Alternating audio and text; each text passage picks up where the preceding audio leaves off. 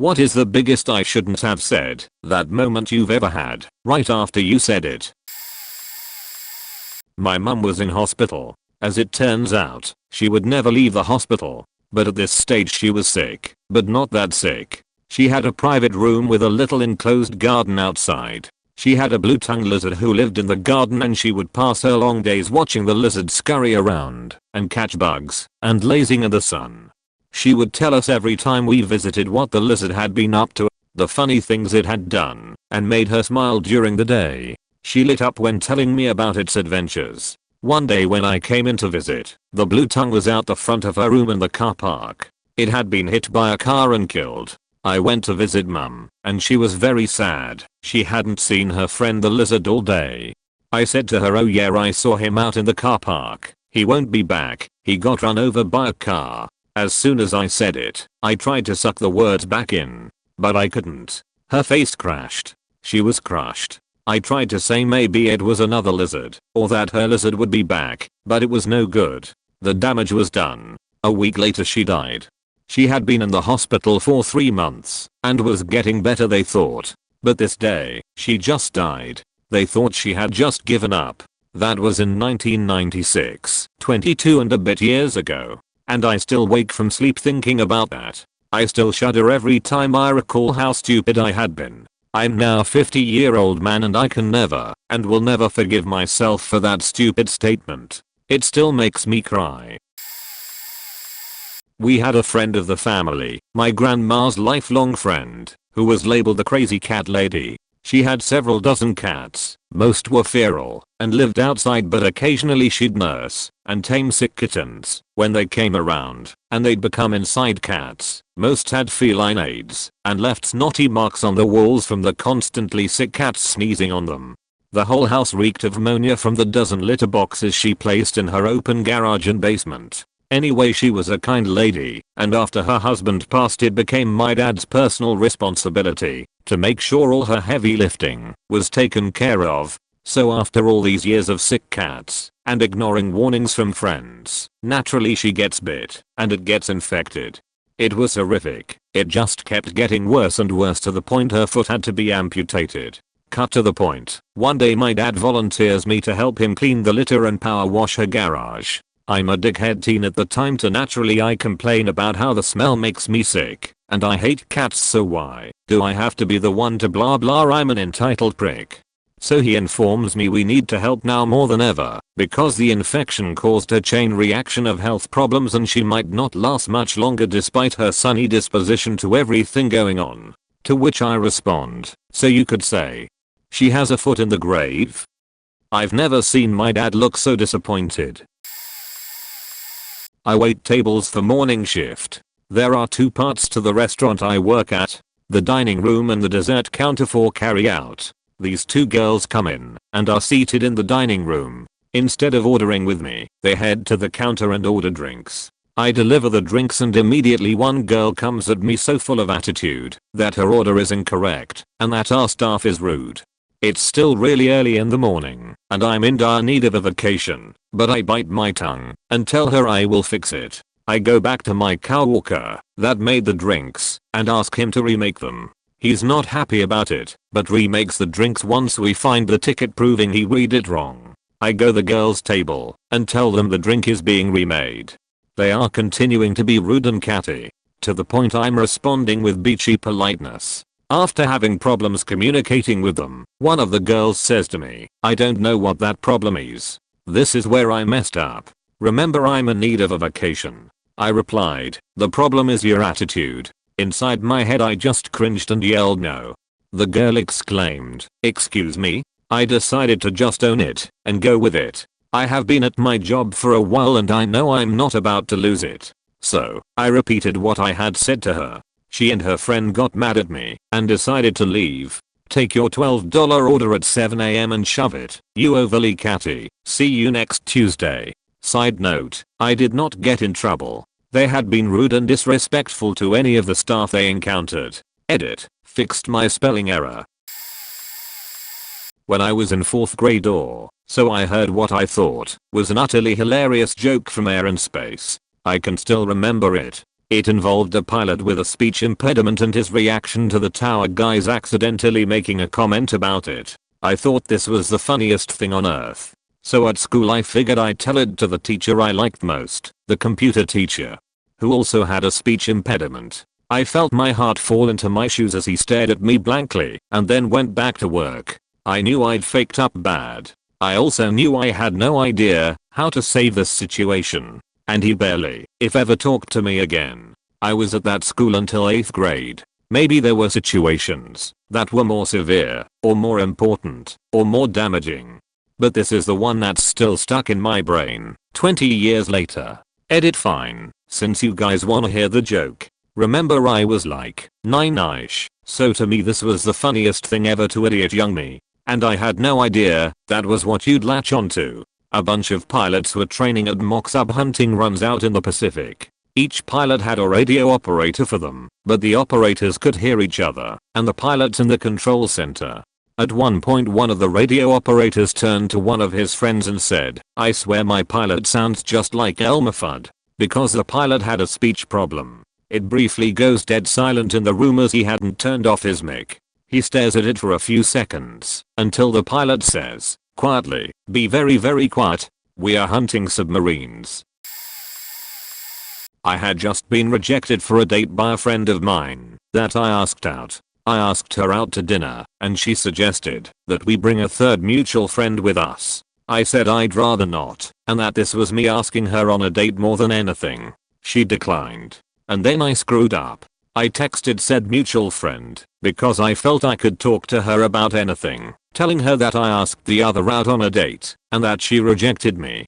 I don't remember exactly how it went, but I think she asked me what happened and how I felt about it, and I was answering her. At some point I ended up saying I was frustrated about this and that being friends with a girl I asked out feels like being a dog with a piece of meat being teased in front of his face. The mutual friend was like, "What the fuck, why would you say something like that?" and revealed that her best friend, the girl I asked on a date, was sitting right next to her watching the conversation unfold. I will never live that down. I will always have that night in the back of my mind, torturing me. Those two were indeed the best friends I ever had, and I ruined it, and there's no turning back or making what I said go away. If such a thing is possible, I ruined my own reputation forever. Neither of them have communicated with me at all for about 5 years now. I miss them. Alright Reddit, here's my time to shine. I was waiting on this table of a sweet, older couple. I noticed earlier in the meal the man had on a hand brace thingy mabob because he was missing a finger. Yep, you see where this is going, don't ya? Well, fast forward to the end of their meal. I go to check on them, offer dessert, all that jazz, and go to grab his empty plate. What I say next is what I have always said to tables to be corny, because I've heard people snap at me, so I just want to be clear, before I dump their last few crumbs in the trash, that they are done. "Can I grab this out of your way, sir?" "Absolutely, I'm stuffed," he says. Got her ask laughs. "Wouldn't wanna lose a finger, oh god, what have I done? It's lose a hand, you dumbass." My face probably turned beet red. The wife laughed, and the old man did not, and put his head down. I brought them their check, they tipped just fine, and left. That was 4 years ago, and it is my worst foot in mouth moment. I still wonder to this day if it was a recent injury and he was self-conscious because he didn't laugh and didn't show his hand after that. Still haunts me when I wait on amputees. My ex called the cops on me when I was drinking from midnight till 7 AM. We had a non-physical argument. She just didn't like how I was laughing bullshit away. I'm gonna call the cops. Go ahead. See if I faking care. Cops show up. I'm drunk. She lets them in, and I'm like, whoa. You can't come in here. This is my faking house. She had no right to let you in. We argue back and forth. They start saying they should just arrest me. That's when I went bananas. You ever hear of the 4th and 14th Amendments? You are violating my rights just for being here. I can't leave because public intoxication and DUI, and here I'm breaking no laws. Is her face battered? Is the house in disarray? One of the cops was the shift commander, white shirt. There were 4 total. Then I say, the kids are gone to school. If anyone should leave, it should be her. She's sober and causing the faking fight. Maybe you should arrest her for false reporting of a crime, which is me enjoying some beers inside my house.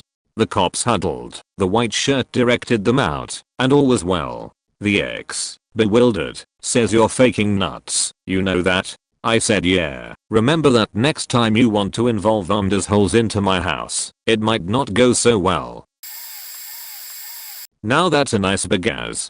The only time in my life I have ever actually uttered aloud a set of words that was both sexist and could be considered demeaning to another person. Normally I'm very conscientious about what I say and who I say it to. I moved into line at the deli counter. In front of me was a woman with the most glorious once in a lifetime, to me, as I had ever seen, and the part of my brain that determines proper mouth movement just failed. So I said, now that's a nice bagaz. She turned around and looked at me and probably saw the horrified look on my face and smiled. I was so taken aback, I apologized, stammered, tried to tell her I shouldn't have said it, meant a fantastic wonderful jaw-dropping as and just made a complete fool out of myself. It was right out of a comedy skit. She ended up being a great person, accepted that this was a one-time I can't believe that slipped out moment, and I see her fairly often at the supermarket. We are both married, so no funny business. She confided in me once that her husband doesn't like her bagaz, and she was very pleased to get the compliment, although me not looking like an obvious perv helped. It could have gone really bad though. My first job, at 14, was as a cashier for a food place at a seasonal event. I had always enjoyed the event as a gother, so I tried really hard to do my job well. My boss was a really cranky woman who hired a cook that took 20-minute smoke breaks every hour. His girlfriend, same issue, another 14-year-old, and her good friend who was consistently drunk on shift. So all of this resulted in me and the other 14-year-old picking up as much slack as we could. Not legally allowed to work the fryers, but it meant huge lines, and for drunk people waiting for fried food, that sheet turns ugly fast. I like to consider myself an easygoing person, but the few times I've been pushed to my limit the witnesses have told me it was a little terrifying.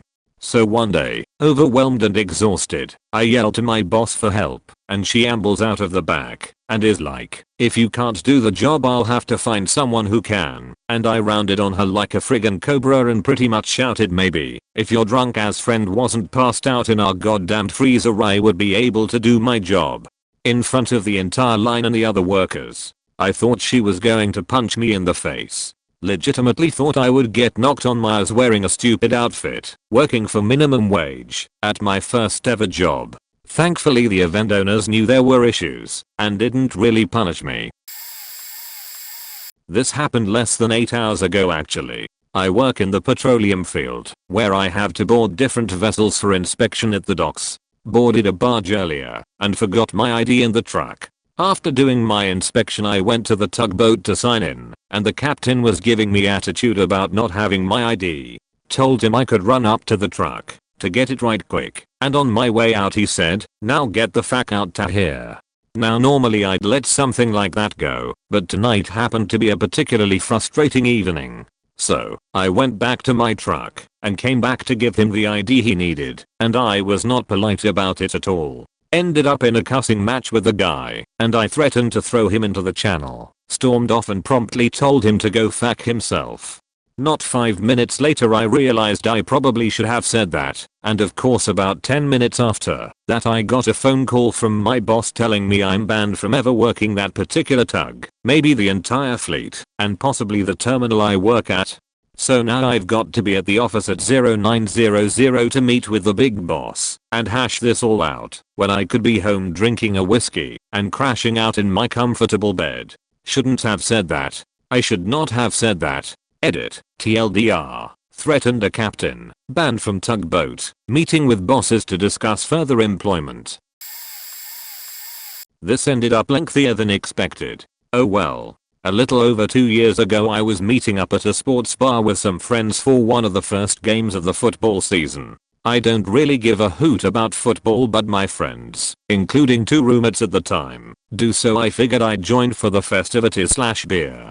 About 30 minutes go by that I'm there, and my best friend in the group, we'll call him James Thames, hasn't shown yet, which is odd, because he's usually pretty timely. I text a few times, give him a call, and nothing for a while, until I get a text that says I don't think I'm going to be able to make it. I ask what's up, and get no response, so I continue with my pint when maybe 10 minutes later I get a call from his sister, another close friend we'll call Jenny, in tears asking me to come over to their mom's place.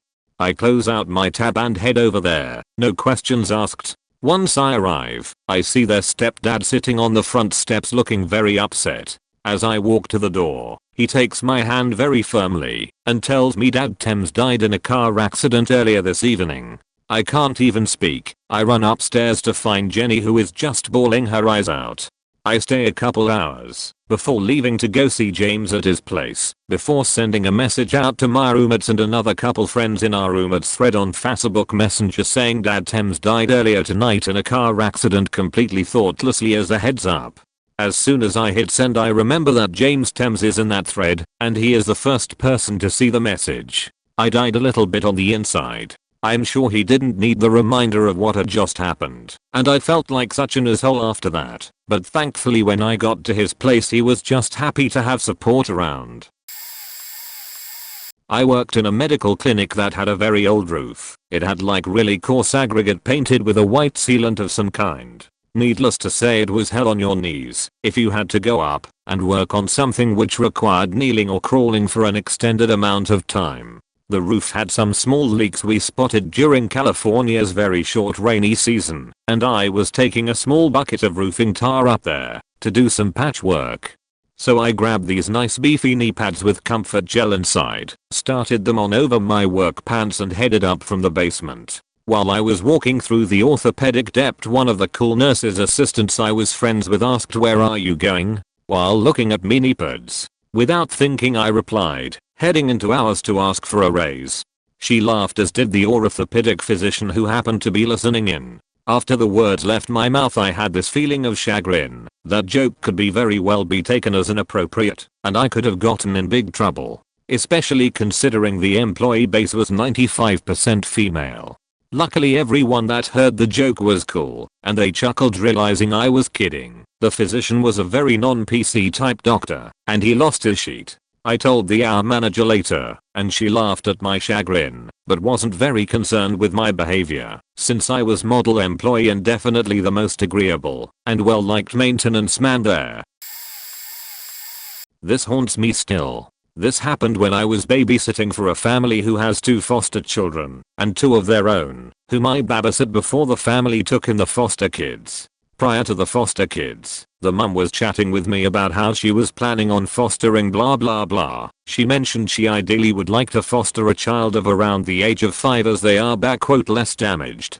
She ended up fostering 2 children of the ages 14 and 15. Fast forward to about 2 weeks ago. She had just come home, so I went to put my shoes on by the door, where she normally sees me out. All kids were in the front room, which is near the front door. We stand at the door chatting, where I mention that my boyfriend's mum is considering fostering a child. The mum says "Do I can help her out with references and whatnot." We was talking more about it when I finally say "Yeah, you've got to be a really special kind of person to look after damaged goods." I thought I was complimenting her on how kind and selfless she is for fostering, but she hushes me quickly and points to the front room where the foster kids are. I really hope they didn't hear me say that or were listening on our conversation. This keeps me up at night, but I do think highly of the kids. They're amazing considering what they've been through. So, my good friend from university, who I have known this many 20+ years. She was in my very small class of 30 graduating students, and was always there smiling and laughing right along with me, while some of the others were either too uptight or unfriendly. We kept in contact as friends, marriages, kids, and all that other stuff, and as creatures of habit, my greeting to her has always been, "Hey, Em.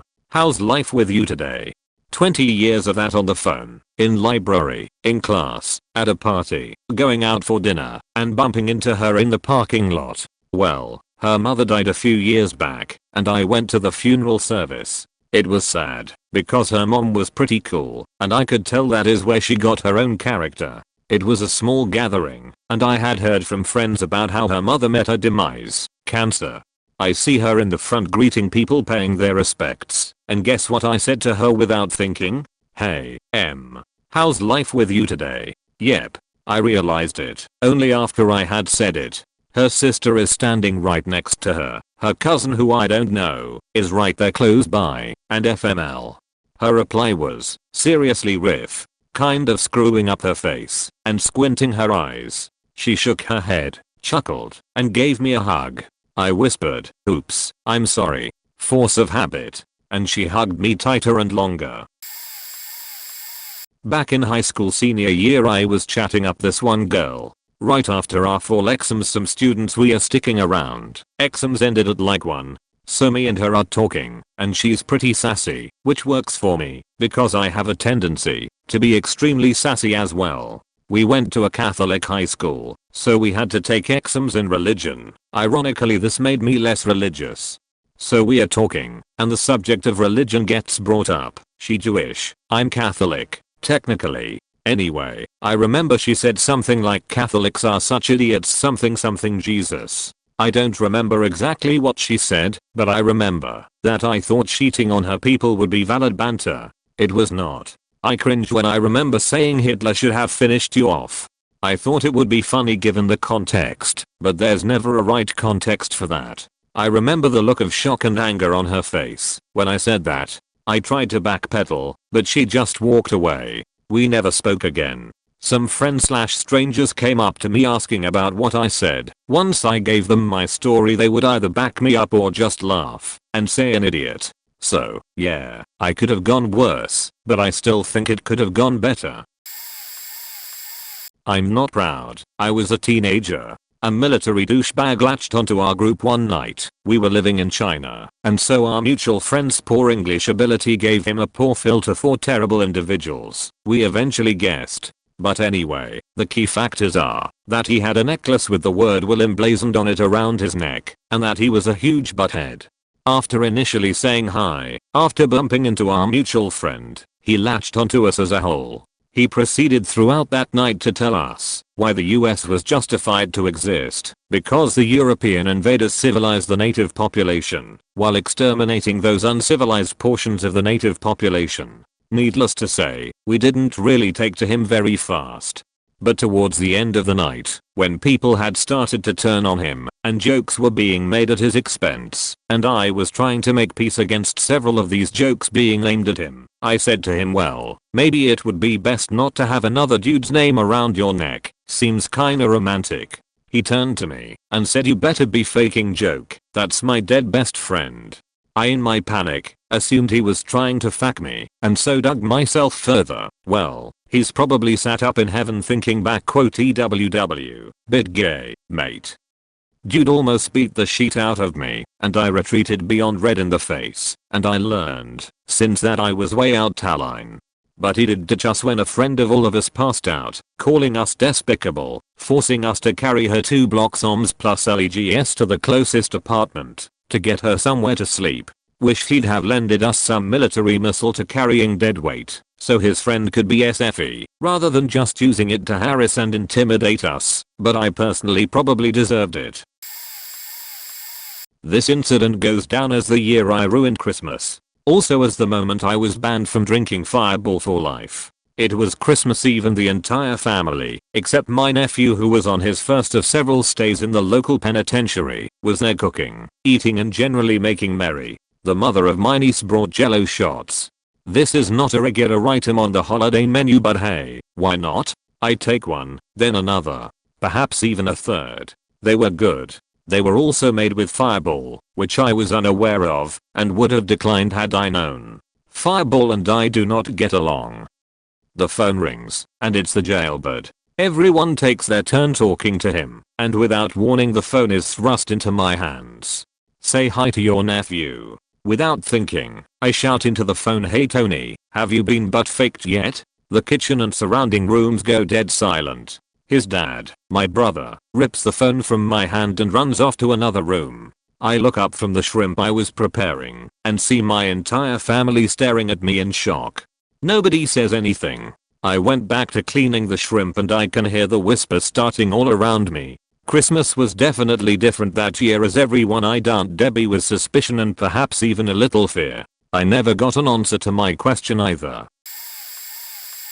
I was on acid in my friend's house listening to music. It was just coming on, and we smoked a fat joint making the acid jump gears. It felt good, but I was a little nervous, because I couldn't really control my thoughts. My friend lives in a big house with a lot of others, and his mom's friend's nephew comes home at like 1 to 2 am.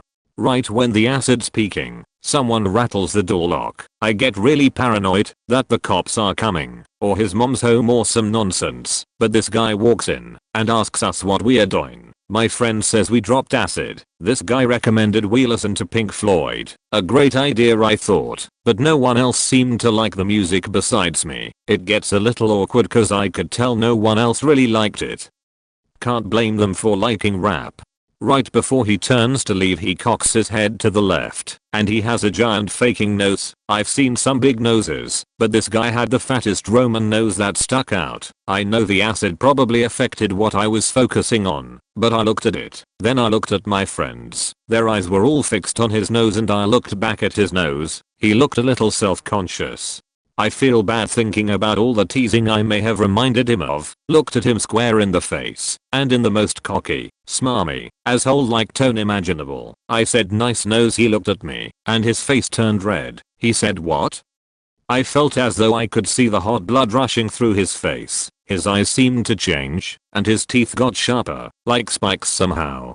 In my mind for a second I realize my error. I try to apologize and offer an explanation. For some reason a phrase from a documentary came to mind. I'm sorry, but I didn't mean to say that. I'm on acid and the human eye is drawn to protruding objects while thinking that. All I could say is protruding objects. He looked like he wanted to hit me, which I understand.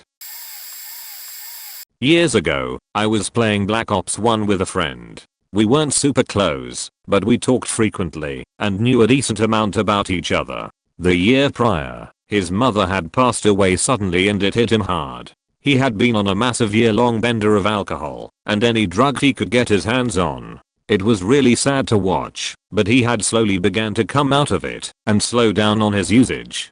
One of my weird humor quirks is that I'll take something someone says and repeat it back to them in the form I/you/or insert person here does that. It's genuinely not even funny most of the time, but it makes me and the people who know me laugh because it's more weird than anything else. An example, a classmate says to me I really faked up on that exam. I'll give it back to them as your brother really faked up on that exam. I've done it for so long, I do it without even thinking most of the time. On this fateful day, we were just playing the game, hanging out, and joking around. We were having a bad match, and he yells out "Fuck, I died again." Me, being the complete dumb as that I am, without even thinking, says "Your mom died again." I heard my own voice trail off as I said it. I had shocked myself. My mouth was open, and I couldn't get out more words.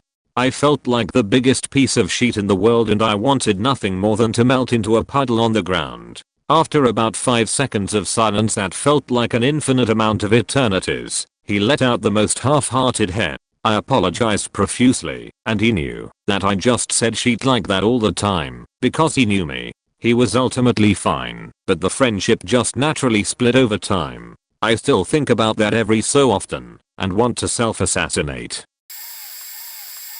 So, I was on a second date with this amazing girl and things were going great. We went and got burritos at a cool burrito place and just talked. Soon, she started to open up about her past relationships and how they were pretty awful. She'd been sexually harassed and verbally abused, and while it was a lot to take in, especially for a second date, I appreciated how open she was.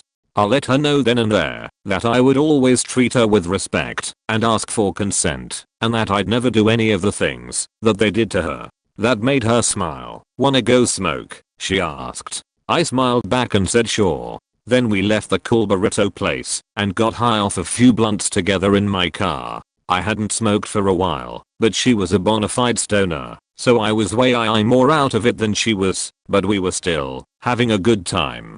Now it was getting late, so I decided to take her back to her place. I turned on my car radio as we started driving. The radio station was supposed to be chill oldies, not straight up reggae, so I was a bit surprised when Bob Marley's Three Little Birds started playing. I looked over to my date and probably had the dumbest grin on my face.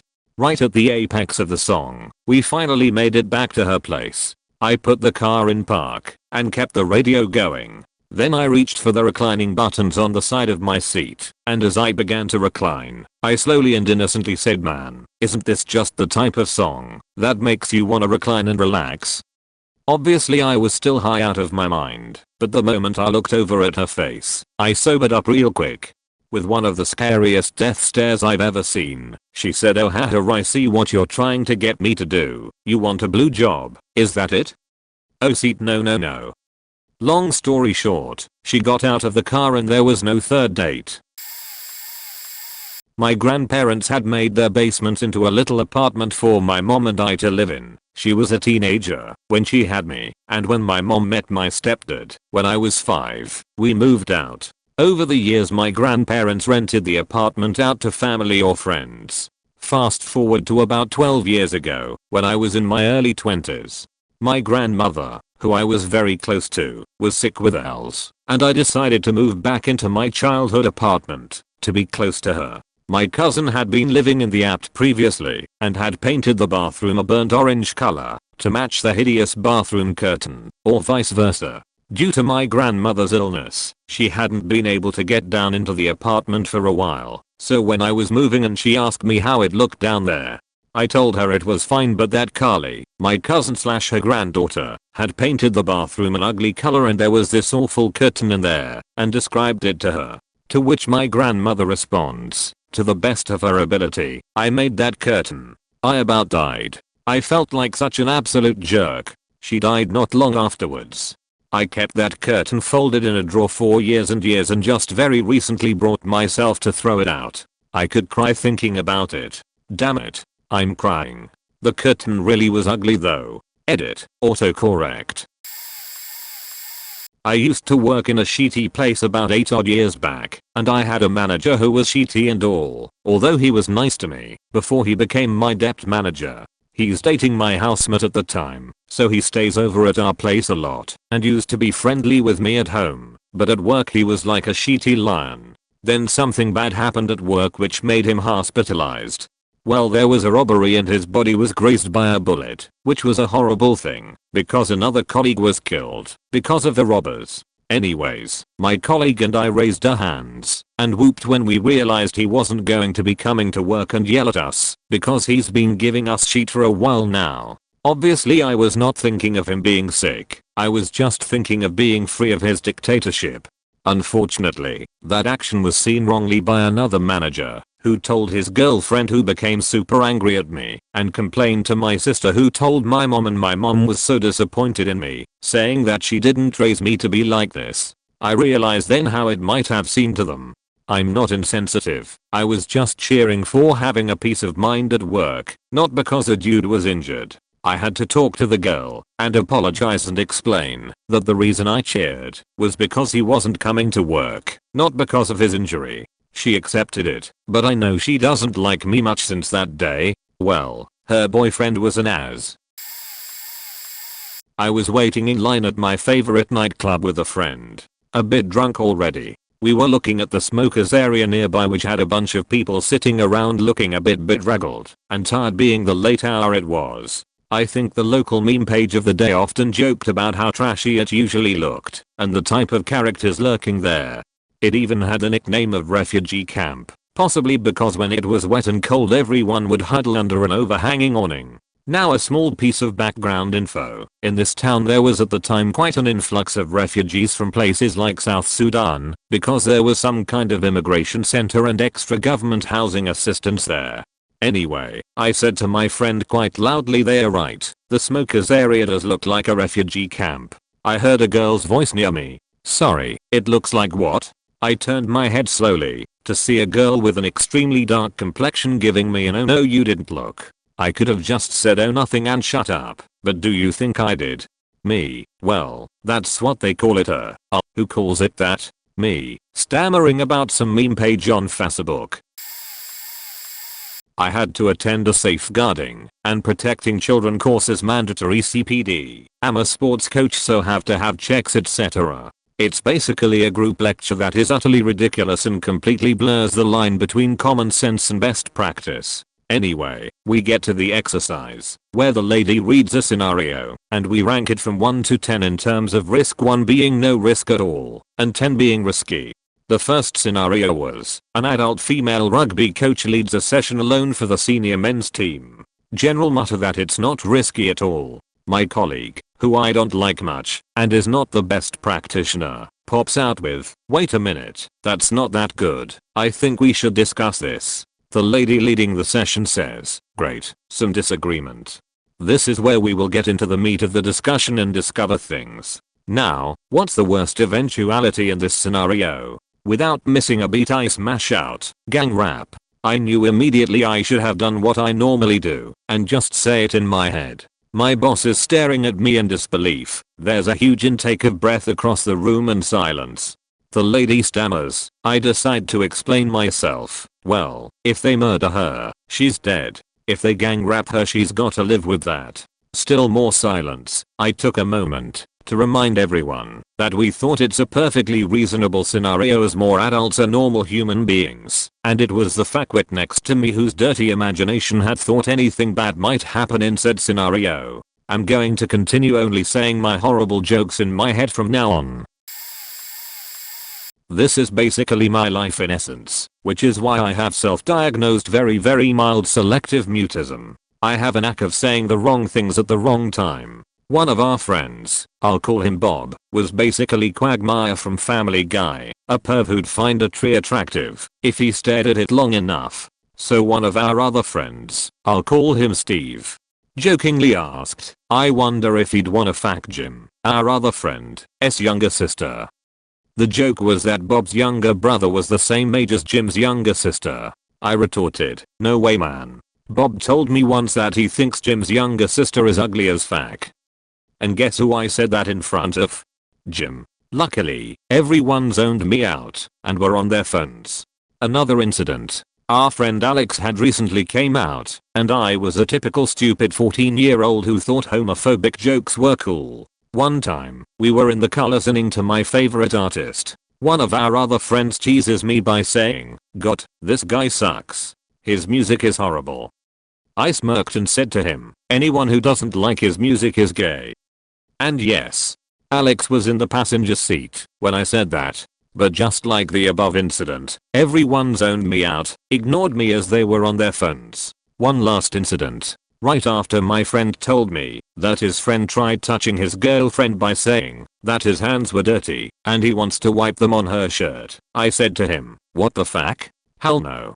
Do it back to his girl. See how he likes it. The fuck. I just won't do the ellipsis suspense thing anymore. Yes, I said that in front of his girlfriend, who immediately, and obviously extremely reasonably, advised him not to do that, to which he, again very reasonably, agreed to. They were both chill enough to not bash on me for proposing such a stupid idea. Yep. My life is one big pot of cringy moments caused by me saying wrong things at the wrong time. My ex and her mom didn't have a great relationship. Her mom often accused her of being too loose with men, and that she would end up pregnant, etc. And her mom in general said some pretty horrible things about her daughter. During my relationship with her, there had been several times she would cry about it. Towards the end of the relationship, I got a vibe that she was seeing other guys, or at least was a little too friendly with them for my taste. We broke up, but tried the friend thing for a little bit. Didn't work out. She slept with one of the guys I had found her too friendly with, and I was a bit annoyed by the whole situation, and said something about it like, oh, I thought you were just friends during a call. It struck a nerve, and an argument followed that ended with her saying that it's all in my head, and that I'm the only one who thinks she's a slut. I said, well, not just me. Your mom thinks so too. It went quiet on the other side of the phone, and a few seconds after she hung up, we have never spoken again. The last thing I ever said to this girl was that her mother didn't like her. I regretted it instantly. Even if she had cheated on me, I still don't think she deserved me saying that. I wrote her an email the following day apologizing, and that I didn't expect a reply or anything, just that I wanted her to know I was sorry for what I had said. A few years later she ran into some of my friends at a party and slept with one of them. The others said they felt it was a revenge kind of thing. I'm not sure. I really hope not. If anything, it makes me feel even worse. That one sentence hurt her so much that she still cared years later. She was a great girl. 19-year-old me was just dumb for saying shit like that. Outside of that, I once said to a friend that I hoped he would die of cancer, and I assured him that I was fully aware that his dad had died of cancer only a few years before, which had left a pretty big hole in their entire family. Both these two situations weigh on my mind still a little, especially the one with my friend. It was a fucking horrible thing to say, which I've never apologized for, but I really would like to. Maybe someday. We haven't been in contact for like 8 years. I was at the car wash with my buddy a few years ago. While waiting for the car to be finished up, we decided to have a cigarette. I don't smoke anymore, but when I did I was very polite. I would hide it in my hand from passing school buses, walk across the street from people, things like that. Especially sensitive to babies and pregnant women, of course. So 2 women come out visibly pregnant. They sit down in those plastic chairs and were also waiting for their cars to be finished. I promptly tap my buddy to get up and we start to walk away. I can tell the gesture is appreciated, and I felt good that she realized what I did. The fuck up. I walk back after a few minutes post cigarette, and one woman left. The other one smiled at me and I smiled back. In my mind I thought that was a thank you smile, not just a regular smile. I'm an outgoing person, so I decide to pipe up and reap some more real life karma acknowledgement. I start to say, we moved over there, since the both of you. That's when I first realized my grave mistake. In a split second I saw her eyes start to widen. I knew at that point she was indeed not pregnant, she was just fat. Here I'm trying to be nice to people, and I still just called a fat girl pregnant when she wasn't pregnant. There have been suicides for less. What a tremendous asshole. So this all happened in microseconds. I can feel my buddy realize what happened, and his shock and dismay at my words as well. Literally microseconds I finish the sentence and say we moved over there, since the both of you have such nice pocketbooks, with a smile, but the damage was already done. She didn't buy it. I try to play it off smooth and make an emergency exit to leave the car wash and this faking planet if possible. Out of the corner of my eye, while starting to walk away, I see her pick up her pocketbook and cover up her big belly. TLDR, tried to be nice, was not nice. I'm truly sorry, car wash girl. Back in high school, my English teacher had one of those student teachers trying to do training in class with us. The normal teacher likes it because he would just leave the class and let the assistant teacher take over for unspecified lengths of time. This happened pretty regularly, which is how my slip up happened. The assistant teacher started a game with everyone where he would put up a word on the board and groups of students had to think of unique synonyms for the word and he would decide who wins. Totally subjective.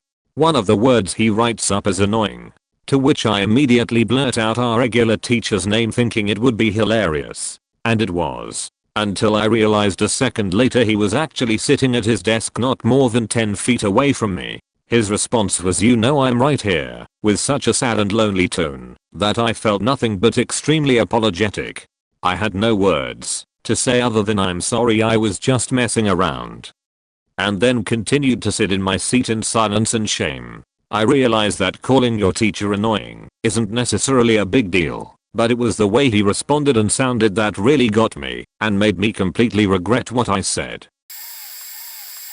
My 3 younger brothers are fostered to be adopted when they come of age. They have never ever been anything but my brothers to me since they were born.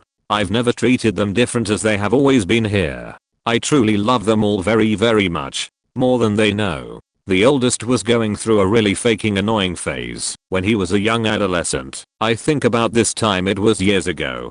Completely changed his attitude towards us. Rude as fuck to my mother, causing arguments and drama every single day, and causing upset to my mother, which, in turn, really pissed me off. One day he was being extra as whole Y, and generally being a dick. He said something to upset me. So me, also being a dick, I was 18ish and not fully cooked myself, said, "Yeah, well, at least I know who my father is." I mean, the moment I said it, I burst into tears and ran to my mother to tell her what a disgusting thing I just said. I bawled my eyes out and apologized over and over to him. He forgave me. My other brother called me a faking beach. I was. My ex-boss was talking to one of the owners of our company. This was a fairly huge corporation. This man was honestly inspirational. He was super nice, and so was my boss. When he phoned you, you could hear his smile. All part of the point, trust me. Owner, we'll call Ron. Boss, we'll call Brent. Ron was from a war-torn country. I was always too embarrassed to ask where, because as a child his home was blown up, and he is now an amputee. He lost his right arm all the way up past his elbow, and his right leg below the knee. I'm getting to the point, trust me. Brent had a meeting with Ron concerning Ron's retirement. To celebrate, his kids had bought him a really fancy watch. They walk out of their meeting and to my desk to give me the dates and times for their next meeting, and Brent tells me, "Look how fancy Ron looks with his new watch." I compliment said watch and I go, "Wow Ron, this is what you get for investing in expensive education." Rich kids, it was common for us all to joke around. We were all friendly. Ron goes, "Thanks, I'm sure it cost an arm and a leg," and I laughed. To my horror, neither one of them was laughing. I still think about it to this day. A bit late but probably worth to share. Not something I had said but a friend of mine did. So there are these big toy shops called Jumbo where I live, and we went with some friends of mine. Let's call them M and F. So there we are, and you know how cool young teenagers like us like to mess around with all the toys there, like rubber swords and stuff like that. So we get to a section where there are masks and carnival things, and there are these funny glasses with lizard eyes. And M has a very clever idea. He put the glasses on and turned to R and said, "Your mother has died." And oh, I should have noted that R's mom really had died like 2 months ago, and she was still traumatized. So there we all stand in awkwardness. M still doesn't get it and stays with this huge smile waiting for everyone to prove his funniest joke and laugh. 3 seconds later R says, "Right on point M," with the biggest sarcasm I've ever seen, and just turns and goes to look at other stuff. So apparently M had some really good laughs with that joke at school with his classmates, and he just wanted to share it with us. I'm almost sure it didn't work out as planned. Excuse my English, it is not my first language. One of the grocery stores in California does this thing every year where you collect stamps based on how much spent, and at the end of the even you can turn in your stamps for pots and pans. I was buying groceries after work one night, and the guy at the register asked if I wanted my stamps. My response was, "Yeah, sure." The woman behind me, who was pretty good looking, asked if she could have them. The following line of logic went off in my head: pots and pans make food. Dinner is a food. These pots and pans can be used to make dinner. She eats dinner and I eat dinner. If we eat dinner together, it'll be a date. Date equals sex. We haven't had that in a long time. Did you follow that? Okay, good. Here's what came out of my mouth: "If you make me dinner in these pots and pans, you can have them." Even the woman ringing up groceries in the next lane leaned over to ask me what I said. It was awkward. Later on, I told a buddy this story. He had a good laugh and said, "It's a shame you didn't invite her over to vacuum your house too."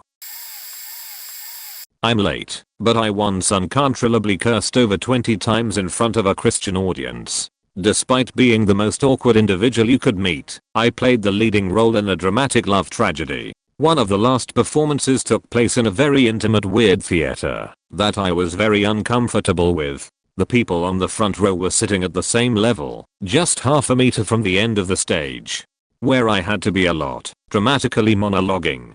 It is good to know that I was allowed to freestyle a little bit, because it suited my dramatic role, since I'm flamboyant and loud. The girl I was performing with was nice, but a bit hot. She did not really get people, and was as a result a little difficult to work with. We had just finished the first part of the play and there was a little break. I was really glad we were halfway done, and had distanced myself a little, but from the rest, to recover from the awkward setting.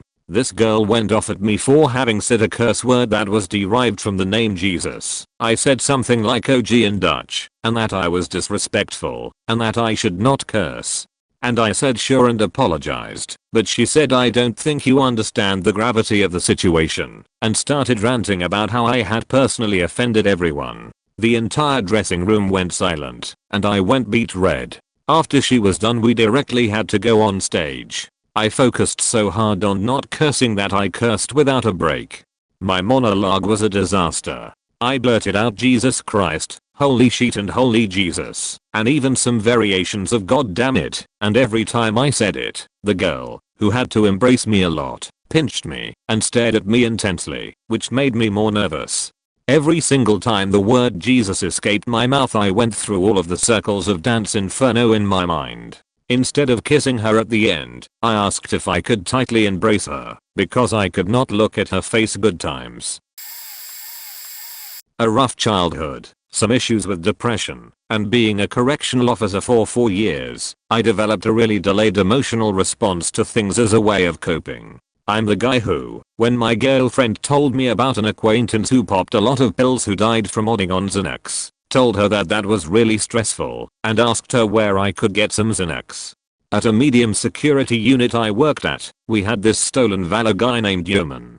Well, Yeoman never showed up for work, because he was always too tired from dealing with drill practice, or with exercises, or whatever in his reserve unit. But the thing was, nobody even knew what branch of the service he was in, because it changed for everyone. He told Marines that he was in the Marines. He told Navy that he was Navy. I saw through his bullshit pretty early, and two of the things I hate most in this world are dirty cops and derelict soldiers, but stolen valor is probably in the number 3 spot. Anyway, we were at shift turnout, and you know shit's weird, because the warden was there. She starts telling us how earlier that day Yeoman was found dead, having killed himself. When all of the robots started parroting he had his problems, but he was a good guy. Has anyone contacted his unit? Blah blah blah. Someone said he was a Marine, like they were proud of him or something, and someone else said he told them he was Navy. It was amusing to watch the life fall to pieces as everyone finally figured out that not even his fiancée knew what he was supposed to be. They passed out shift paperwork after telling us that counseling was available and all that, and in that paperwork I got a move slip for a rather annoying offender that I was tired of dealing with, and another one right behind that, and I said hell yes. Finally getting rid of offender and offender, and the guy next to me, a bit of a friend of Yeoman, said, rather broken up. Yeah, it's like faking Christmas, isn't it? Normally I don't care at all about what I say. I stand by it. But I'd entirely compartmentalized the announcement to the point I didn't even remember it was something we'd been told. It's one of the few things I regret saying, just because of the people who I hurt with it. Now, later that night, when asked to go to dinner with the other co's, I told them I wasn't going to go to dinner to talk about Yeoman. I didn't like him, and that doesn't change, just because he is dead now. They said it was not about that, it was just to hang out. I gave another co a ride to the diner, and when the subject of Yeoman came up I delivered line of my all-time hits. This isn't anything new. Yeoman never showed up for work anyway. As far as I'm concerned, this is just him no call no showing to the rest of his life. This was said among people who have the same necessary warped sense of humor I have, and it actually got a lot of laughs. I might catch some heat for what seems like some pretty heartless reactions, but you've absolutely got to be able to put off those emotions until later in my line of work. You have to be able to suspend the 5 steps of grief and deal with them when you're on your own or in a safe place. Anyone who has worked high stress or dangerous jobs can tell you that, but I understand that it can look utterly horrible to the average person. I'm a person that doesn't regret much, but I regret that time not giving other people the time they needed to push the off switch before getting back to business. There were multiple times in high school where a teacher would say something and I'd instantly have a sarcastic remark. I wasn't a bad kid. In fact, I was quite the opposite, but sometimes my mouth speaks faster than I can think. Wow, that's a really bad idea to say out loud. Let's not. Anyway, there were multiple times I had to play stupid to get out of things. One time I had study hall with a teacher. This guy was fairly new, so I'd never had a class with him. He was pretty okay from what I could tell. I remember one day he was talking to another student, and he said it was really disrespectful to him when students knew teachers by their first name. So immediately I blurted out. Luckily, I didn't get in trouble. But I did debate skipping study hall for the rest of the year. I don't even know why I said it. My thought process was something along the lines of "oh please dude, it's just a name. None of the other teachers give a shit. Wait. Maybe he has a really embarrassing first name. What is it? Oh Trevor." Which I easily cold played off by the way. But I just sat there silently. My brothers don't tell me things. We were driving back home after an AC/DC concert and stopped by one of their friends' houses on the way back. We get there, and the only person in there is this nice woman, pretty enough, but in hindsight definitely looked really tired. We are invited in, and the house to look pretty normal, a little bare, but still furnished. So we're there for maybe a half hour. Everyone's just chatting, the woman is accommodating, and nothing has gone wrong just yet. Then a man starts climbing the stairs, and he spots all of these strangers in his living room, and I can see just faint traces of distress in his tired eyes. He asks the woman, "Who are these people?" Worried. And me, being the joker that I am, open up my mouth for the first time that night and say, "Don't worry, we are just here to rob you." All at once people start yelling at me, my brothers are hitting me, telling me to shut up, and I can see panic consume the man's face. The woman immediately starts telling him it was just a joke, which it was, and that there's nothing to worry about. Eventually the guy goes right back downstairs, and my brothers start chastising me for saying that. I mean, yeah, it wasn't the best joke, but was it really necessary to hit me like that? Turns out it was. See, what my brothers neglected to tell me was that we were in a goddamn crack house, and that some of the residents were probably super high at the time. I don't know what they were thinking, bringing their 16-year-old brother into a crack house, but yeah, suffice it to say I kept my mouth shut for the rest of the night. It's probably too late, but I'm gonna share this anyway because it's amazing. I work part in a convenience store that's like if Whole Foods was a convenience store. There was a major music festival happening in the park 4 blocks from my store when this happened. Let me preface the story by telling you all this. It's been an issue in our stores, having cashiers accept bloody money, like money with blood on it. Mostly from the homeless around here, but it's been enough of an issue that there had to be an announcement made saying, "Hey, no more money with blood on it." Anyway, it's the last day of the music festival, and our store is swamped. I'm running the register, just mindlessly scanning items and giving change. A girl comes up, I scan her item, and she goes to hand me her money. It was in the tiny little lighter pocket of her shorts, all wadded up. She jokingly said, "Sorry, this is probably the worst money you'll get all day. Will you still accept it?" Me being on autopilot replied, "As long as there's not blood on it, I'll take it." I go to give her change back, and notice what it was she was buying. Tampons. Goddamn tampons. I stammered for a secretary, then just shook my head and gave up.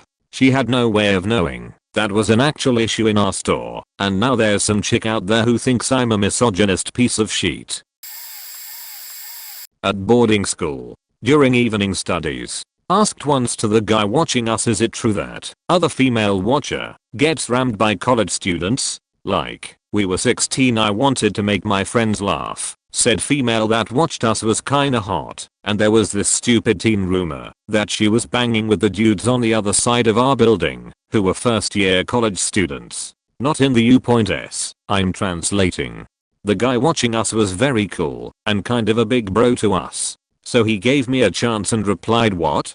Sorry, I didn't hear." I repeated the question in the now perfectly silent room with all my friends watching me like, is he really saying that? He's nuts. Was already in a bit of trouble before that. It raised a massive shitstorm for me.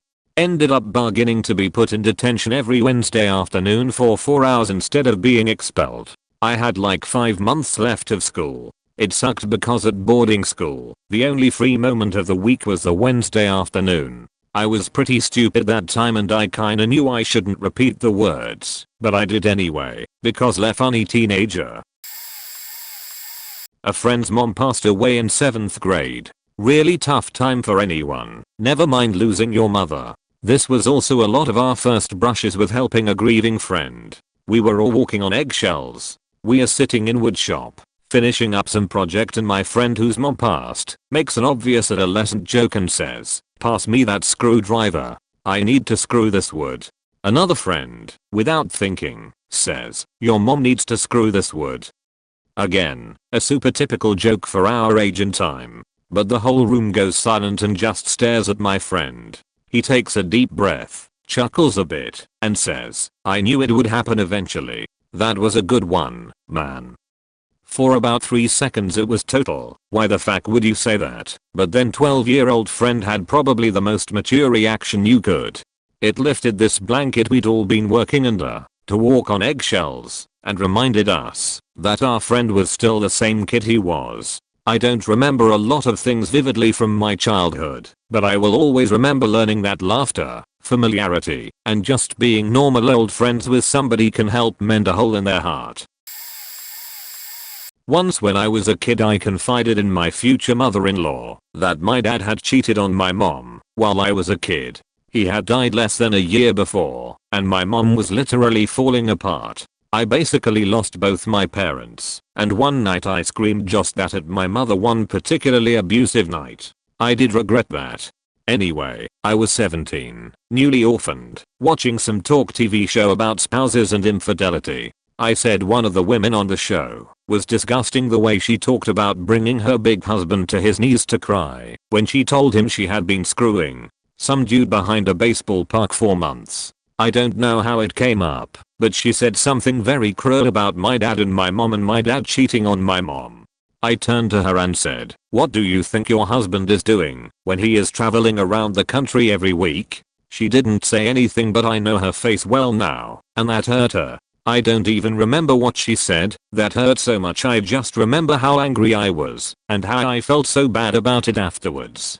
If she ever remembered it, I would say sorry, but she will never ever apologize to me for any of the messed up shit she has said. Then again, even when I cared for her dying husband in the hospital in the last month of his life, and even though he said I was a good one and nobody give me any shit when he was gone, she still doesn't love me.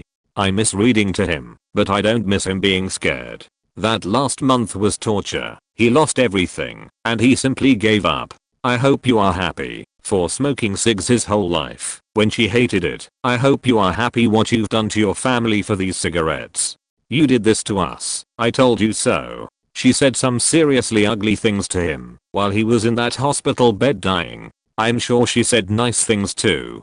I know she was grieving and angry and so many other things, but I honestly feel like she crushed his spirit, and I think he was just tired and gave up. Ugh, everyone I know is so faked up. I work a truck stop, and a few weeks ago, some of our local customers came charging up to the desk. A trans woman was in the woman's restroom and they were claiming that she was standing up, peeing where everyone could see. That was impossible, because there are only closed door stalls in the women's restroom and the gap is quite low to the floor. They would have to be stooping and being super intrusive to tell how someone was standing or sitting in a stall. I wasn't about to ruffle any feathers cause I'm pretty sure law in my state is on the side of the trans woman. I just told them I'd look into it. I didn't, and got back to work. Then two of the trans women came to my counter and, not trying to be mean or rude, just giving the state of the situation. They were quite clockable, but they were also 10 times more polite than the screeching rednecks from before, so I didn't say anything. I almost think they knew someone was complaining. So we got to talking about coffee, because we had new equipment in the store. We are switching over from traditional coffee pots to a single cup system. They were saying how they liked it and I agreed. It had new blend I liked better. One asked how popular it was, and I admitted it could be better. These old truck drivers are set in their ways. They keep wanting the old pots to be refilled, even when I try to direct them to the new stuff. It has not been a smooth transition. The second I said it, I snapped my mouth shut. Did I just faking say that after everything that just happened? You idiot. The one lady still talking with me saw the look on my face and just laughed it off. Polite goodbye and everything. Was interviewing for a marketing internship in a 5-star hotel. There were a lot of applicants and the management didn't have enough time to interview everyone individually, so they were interviewing us by batches of 5. Anyway, I got in with someone from my uni I know and 3 strangers. When it came to my turn, the interviewer asks me why I deserve the internship, and I answer, after about 10 seconds, "I'll be the best goddamn intern you ever had," and I said it sort of like I was asking a question, and had no conviction at all. The 4 other applicants in the room turned their heads towards me when I said that, and the interviewer chuckled and asked me whether I was nervous. Thankfully I had a pretty impressive resume, so I still got the call back. Unfortunately they wanted the internship to last far longer than expected, so I had to turn it down because of other commitments. Still, I was pretty embarrassed when I said that, and I made the girl from school promise that she won't tell us all about what I did. Still have nightmares about that time. As a professional now and someone with job experience in hours interviewing people, I use that moment to teach myself to envision and prepare for scenarios that can happen, whether it may be an interview, a meeting, or even a date. Trained myself in situational conversations so that kind of thing can't happen to me again. So far I've done a good job. Last year one of my classes, being a teacher for game design, had to form teams of 5 so that they could get started with working on their game project. It was about creating a game design document collaboratively and also about getting to know their classmates a little better. One of the new engineering students came to me right after I explained the assignment. He asked, "Are we also allowed to work by ourselves without actually being part of a team?" I responded, "No. It's a team effort. You get to know your classmates and also learn how to work together." After that he repeatedly told me, "But I don't want to. I can do a way better job whenever I work solo." Eventually he said, "I don't want to join anyone. All of them suck." That comment baffled me. Since he has already started being annoying a while ago, I wanted to teach him a lesson by going up to one of his classmates. So I walk over to one of his female classmates while the rest of the class is busy finding teams and ask her, "Do you suck?" The second after that question it hit me. What the heck did I just ask her? I just wanted to make a point, but screwed it up so badly. Being aware of the sentence that had just left my mouth I improvised a bit. Luckily she responded with, "Sorry, come again. Couldn't hear you, it's too loud." I replied with something like, "No problem. AHM, do you suck at your job of being a 2D artist?" She said, "No, I hope not." I turned around and told him, "See, she doesn't suck. Now, go and find a team and be quick, otherwise you have to deal with teammates no one wants." I'm still not really over it. I'm going to start off by saying that I'm a guy and that I tend to not have a sarcasm filter when something happens that annoys me. My college roommates and I had moved into a dingy basement apartment with old as 70s era appliances and the same carpet that had been in the apartment when it flooded due to a water main break in the unoccupied apartment next to us, for which we would also be charged our entire deposit plus 100 or so for water damage when we moved out. Another story entirely. A few months later, after the junkie upstairs moved away with my only faking copy of The Big Lebowski, a new girl moved in.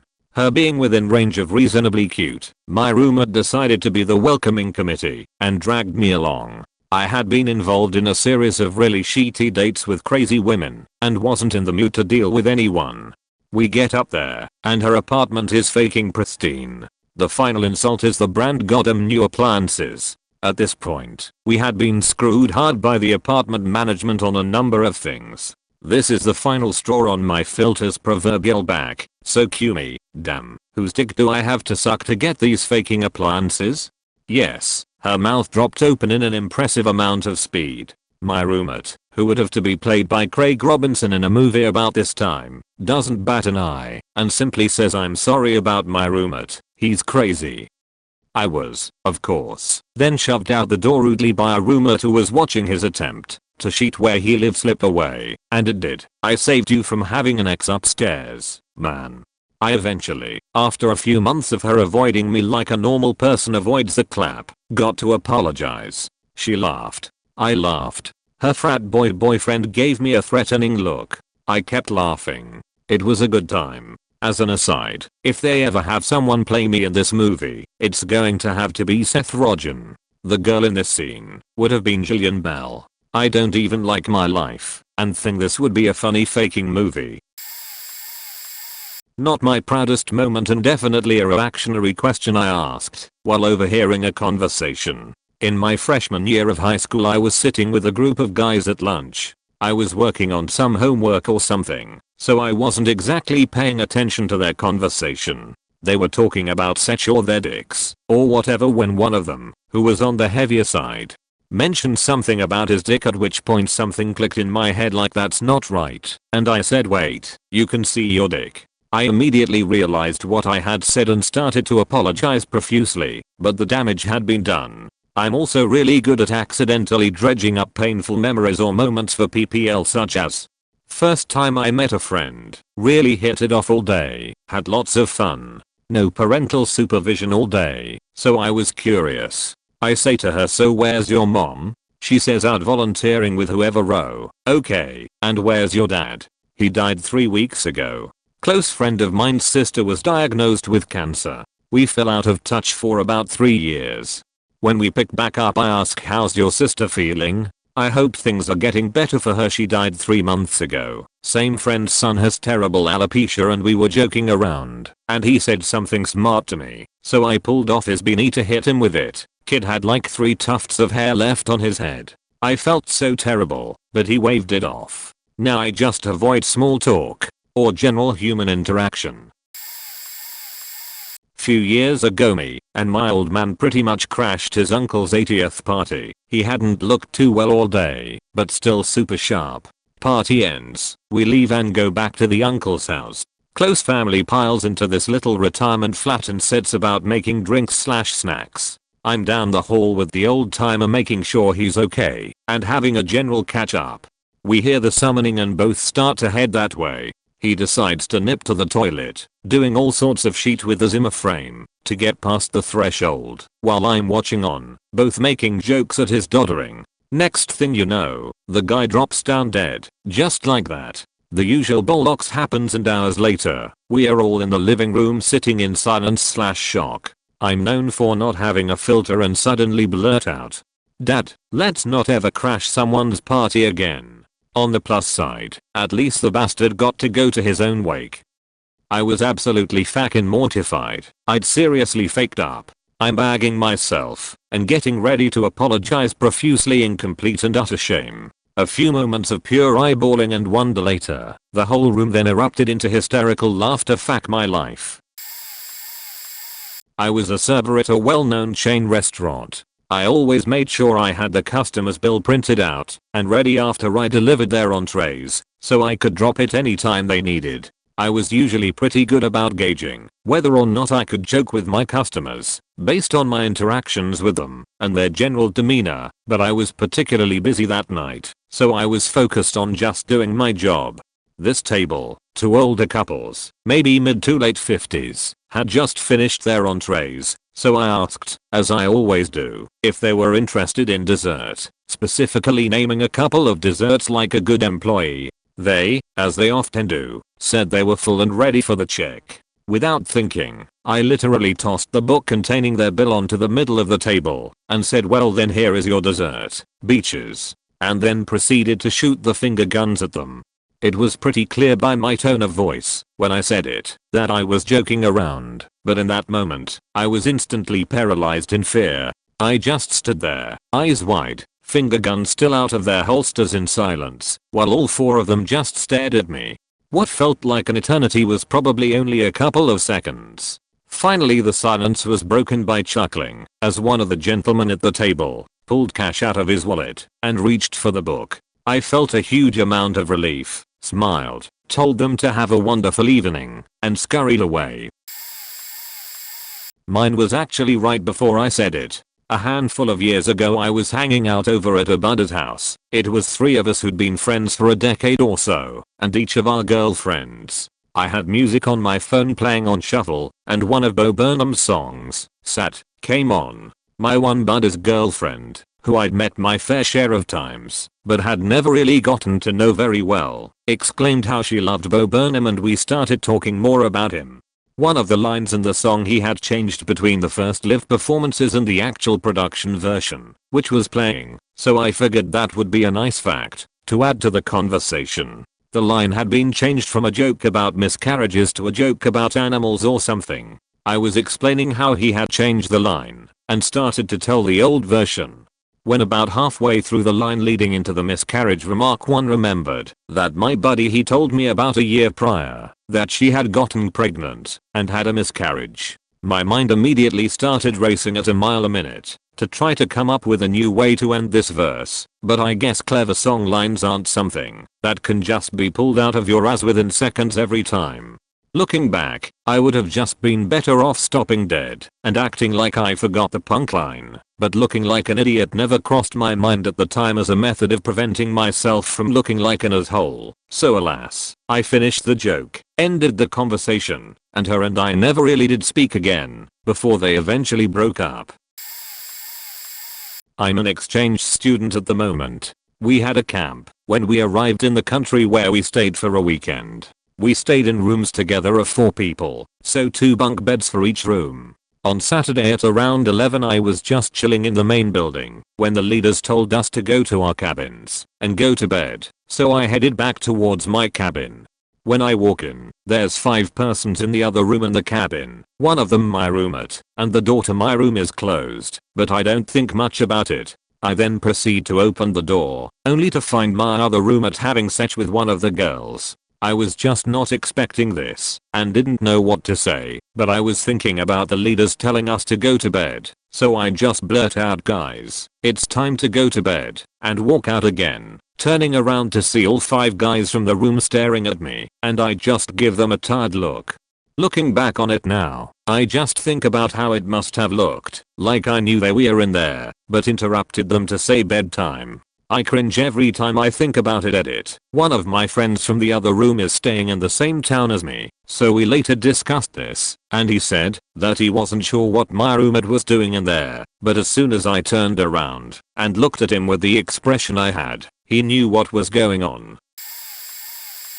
Had a friend in college that was in my department and shared most of my classes with me. We got along fantastically, worked really well together, and made a really good team for most things we did. I haven't had too many relationships with women that were exceptionally and successfully platonic, but this one was, at least from my perspective. We were setting up for an event on another campus. As usual, the 2 of us were running a booth, but this school wanted their students to be very involved with setup and everything else. The guy assigned to us was as dense and inspired as a brick. He kept asking me, over and over again, what he was supposed to be doing. 7 times he asked me who he should be talking to about our signage. That's Dana's apostrophe department, was my answer every time. He would then ask for clarification as to who she was. Girl with the long brown hair, girl in the pink pants, girl with the dark rimmed glasses. Never got through to him. Finally I got fed up and just yelled, the girl with the tugs the size of volleyballs. How are you missing this? The whole room went quiet, and she was standing maybe 6 feet from me. Idiot assistant says, "Oh, dude, you hitting that?" and tried to fist bump me. She had tears in her eyes. We got through that event, but at some point she said she didn't expect to add me to the list of men who couldn't see past her bra. She never really talked to me again. Still wish I could take that back. Only a couple of weeks ago, I was volunteering at a large Star Trek convention, and on this day I was organizing the queues for one of the photo booths. For this convention, as well as the standard entry tickets, there was the ability to purchase a ticket that allows you to queue jump, and I'd gotten used to a few of the holders of these tickets coming in late to the photoshoot. A few of these ticket holders were in motorized wheelchairs, having mobility problems that would prevent them certainly from managing the event like the majority of people, most likely beyond that too. We were at the very end of a photoshoot with Jason Isaacs from the latest Netflix Star Trek show, as well as being Lucius Malfoy, which confused me to begin with. I didn't know this until later, and wondered which part he played, as there were a decent number of folk dressed in Slytherin colors, but I digress. One of the other photoshoots must have been running late, as I got a bit of a rush of the queue jump pass holders right at the very end, as Jason had to return to his table. I was being asked if he was still there and had gotten used to responding with yes, if you run. Probably shouldn't have used that phrase, as it had settled into my brain when one of the gentlemen in the motorized scooters asked me, and I essentially told him he'd only get a photo if he ran. Not my finest hour. Felt terrible for ages, until he stopped by later and had a laugh about it. The relief was palpable.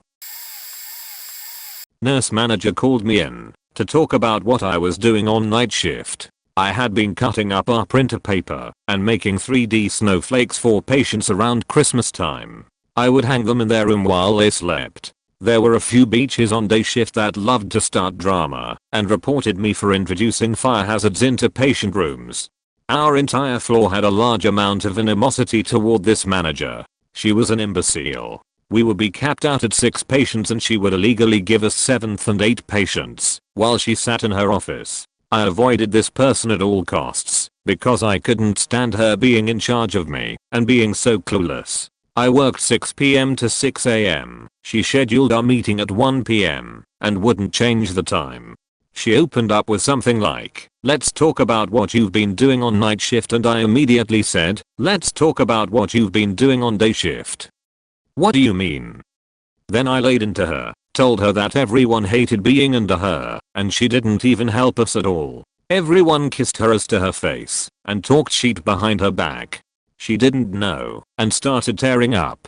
Our meeting was basically an hour of me venting how much our entire floor hated her, and then I told her I had to go to sleep for my shift that started in 4 hours and left. Driving home I was like, holy shit, I better put in some applications at surrounding hospitals. Felt like shit for a few days while I waited for the wrath of God.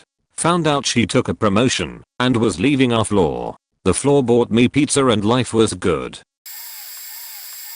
I've lost contact with that part of the family, and I still feel terrible about it, even though many years passed. I'm an idiot, and should have never said it. Anyway, you guys want to know what kind of idiocy I came with, so here comes. My second cousin, once removed, had a very rare type of cancer. It was such a rare disease that her doctors tried to send her to the USA to be studied.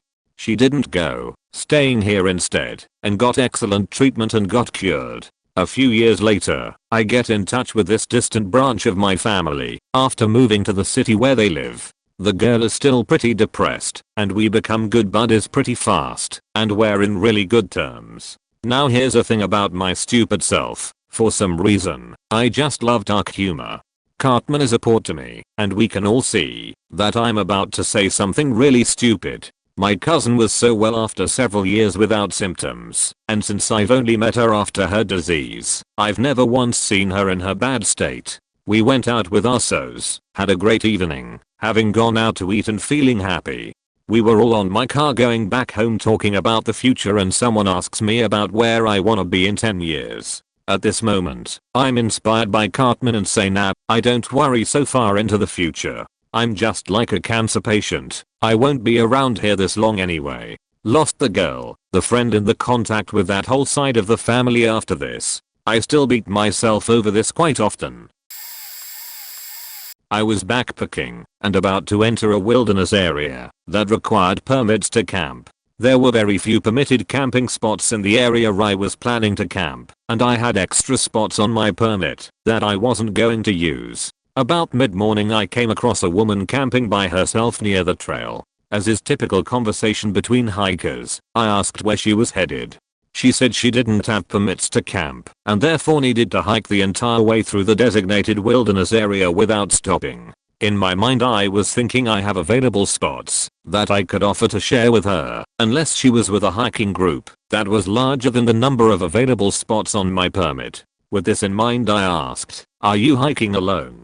As soon as those words left my mouth, I knew it would be taken the wrong way. I could see alarms going off in her head as she squirmed and stuttered to come up with a response. Contrary to everything she had just told me, she said she was waiting for a group of friends who would be arriving shortly. I couldn't think of any way to backtrack what I had just said, so I just wished her well and walked on.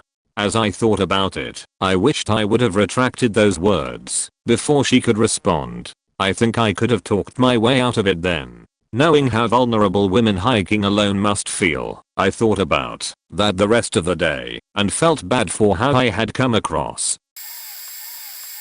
I had one a couple weeks ago. This doesn't totally require backstory, but I'll put it anyway for the hell of it. My brother and sister have a different dad than me. Their dad is a worthless piece of shit. Got my brother into a gang at age 11. Taught him how to steal cars and burgle homes. He used to kidnap my sister from my mom when she was a little baby, still swaddled in blankets, and jump fences holding her. Class act piece of shit. My mom was eventually able to keep their dad away from my brother and sister by the time she met my dad. Well, their grandfather stepped in and visited them and went out of his way to make them feel like part of their family. Since their dad sucks so much, my mom refused to allow him to see them until they were adults. So their grandfather took over and did what their dad should have done. He would come visit once a month and take them to pizza, mini golf, the zoo, festivals, and just overall went above and beyond to give his grandkids some happy childhood memories with that side of their family. I remember him, and he was a wonderful man. Sadly, he died a couple of weeks ago. My brother, who since turned his life around completely, left the gang, moved out of state, bought 2 houses, got married and had kids of his own, flew into town. As soon as he got the news his grandfather passed, he was pretty devastated. Our mother let me know what was going on, and I asked if she could take me to the airport to get my brother. He's one of my favorite people in the world. So we get to the airport, park the car and find my brother. Greetings commence. He gives me a hug and asks how I'm doing. Instinctively, because my faking stupid as always replies to this question this way, I shrug and say I'm alive. Instant cringe. Luckily my brother knows me well enough to know that's my default answer, and he had a good chuckle over it. I still cringe when I think of it though. Oh, I have so many. In the 8th grade, my buddy told me a friend of mine was crushing on me, and I thought it was mean of him to say that since, in my mind, it should be her telling me. So I straight up went to her an hour later and told her I knew she liked me. She said okay, and then sprint walked away fast as hell. I was talking to this girl I thought was cute sophomore year, and she was pretty fit, and I don't know exactly what was said, but she asked what I look for in a girl. This was over text, and me being super smooth and cool as fuck, I said something along the lines of really nice, good with other people, but nothing over 200 pounds. Sorry guys, she might have weighed 130. So I thought I was being funny, and she would think it was funny. God, I hate myself. During the time in the last World Cup, where it was Brazil versus Mexico, my supervisor couldn't stop talking about the topic. She was a huge Brazil fan, and her husband was a huge Mexico fan. She didn't know if she should throw a party if Brazil won, because of her husband's loyalty to Mexico's team. In my mind, I was thinking, well, what if they just threw a small party in their bedroom with streamers or something? So that thought came out of my mouth as you should celebrate in the bedroom, combined with me doing this big grin like my comment was too lame. So I had to spice it up with a cheesy grin. This is at work, in front of 6 people. She's married with 2 kids, in her late 30s, and I unknowingly made a joke in front of half of the office about her having sex with her husband, whom we've all met. Another one about me being unknowingly rude as fuck to women. I was absolutely stoned out of my mind with a friend and 2 of his female friends in a bedroom. I don't know how this came up in conversation, but I think we may have been discussing what we think of other people. A girl in me and my other friend's friend group came up in conversation, and the word curvy completely slipped my mind, and I struggled to find it for a few minutes, so I tried to think about it logically. Okay, so she's not exactly at a normal weight, she's just a little bit over that. So I called her overweight. One of my friend's female friends went to her the next day and told her what I said. She didn't talk to me for a couple weeks after that, and still brings it up occasionally, even though it's been years. Another 8th grade one, a close friend at the time, was conflicted between girls he liked. One he had just broken up with, but they were talking about dating again. He had me ask this one girl if she had a boyfriend. She replied with yes, and I told him. It made him upset. An hour later, I went up to two friends who asked me how I was doing, and I replied, "Oh, I'm alright, but, friend, isn't doing too well, cause he found out, mystery woman, has a boyfriend." One of the two friends I was talking to was his ex. They haven't talked to me since that moment in the 8th grade, and I'm in my early 20s now.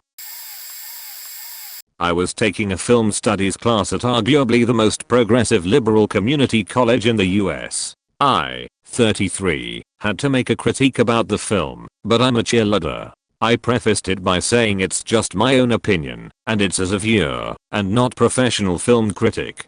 I said it was poorly shot and acted, was closer to a John Waters satire of gay culture.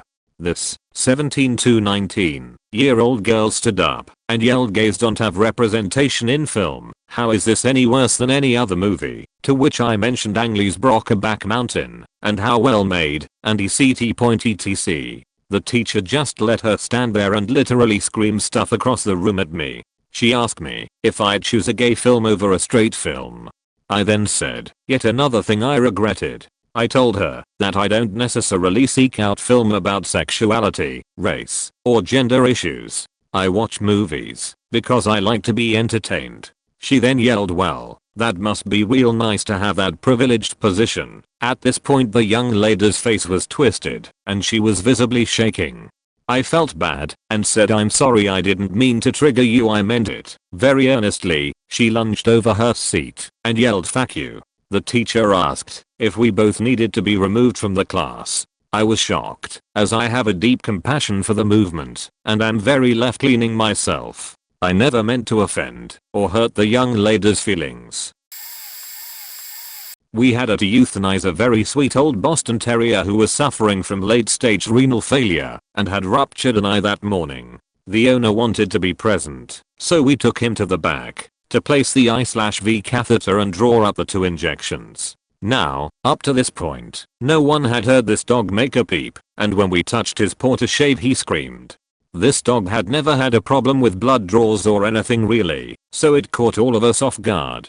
The owner at the front of the hospital, unfortunately, could hear him. We did close the doors between the front and back and calmed him down so we could continue.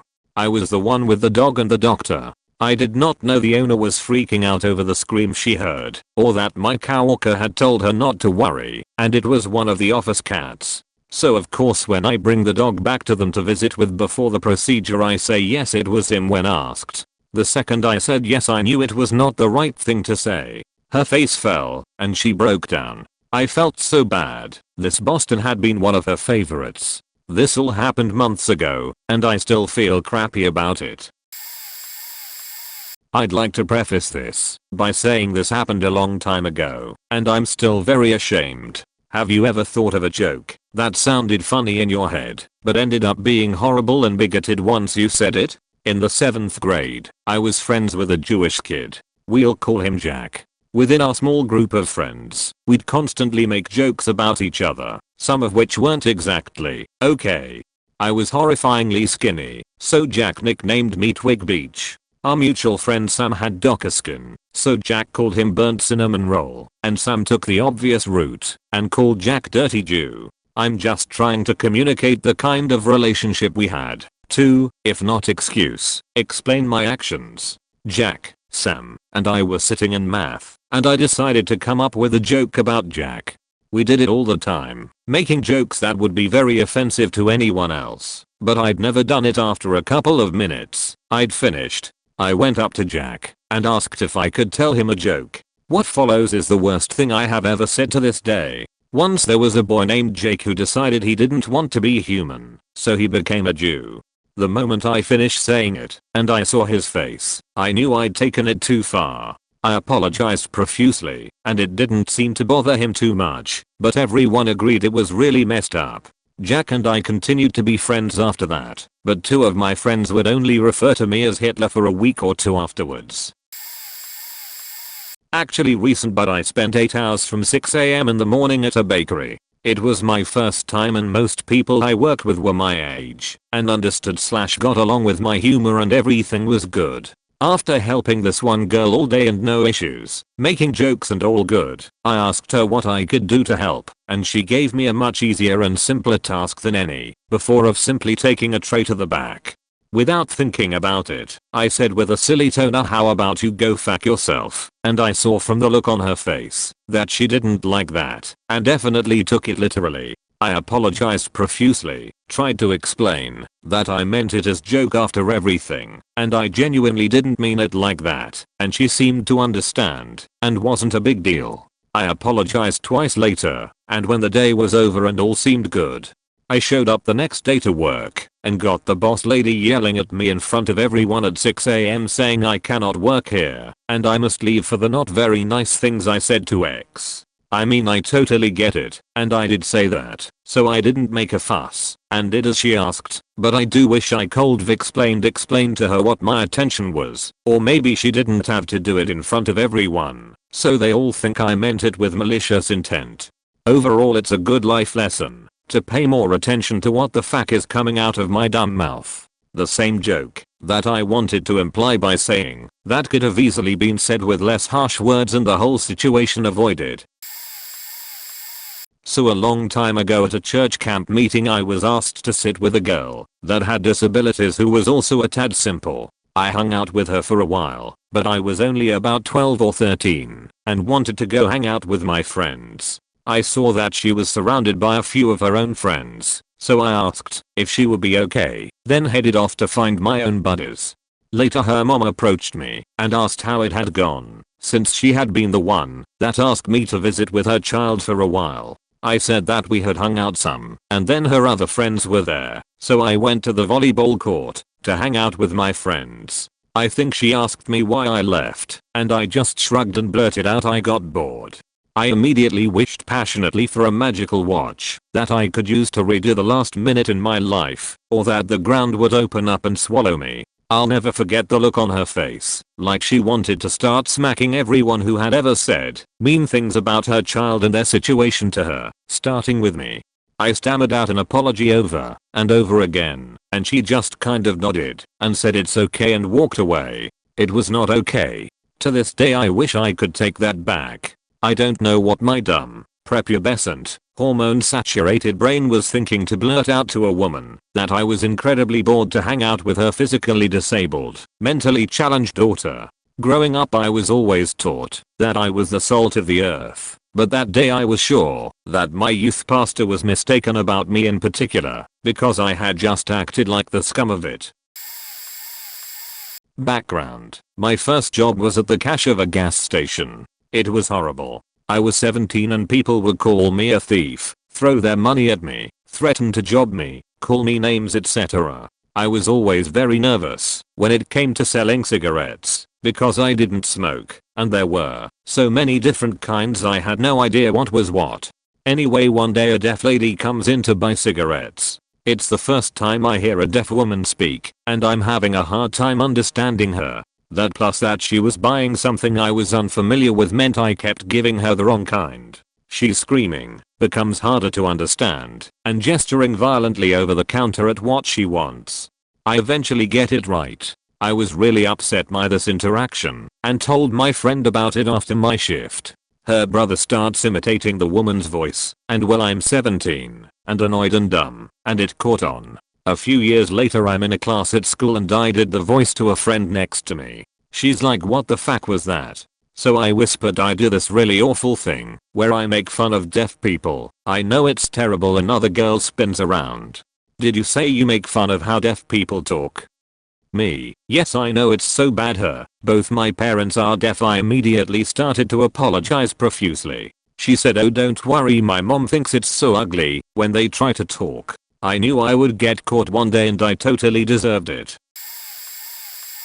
Oh, I have a good one. One time, in HS, my friend and I were trying to cheer up our mutual friend whose friend had threatened to commit then disappeared, and the guy we were trying to cheer up loved anti-jokes. So, basically, we had up a list of anti-jokes, and were just reading the ones we felt funny to him on Skype video call, which was totally working, until I said it.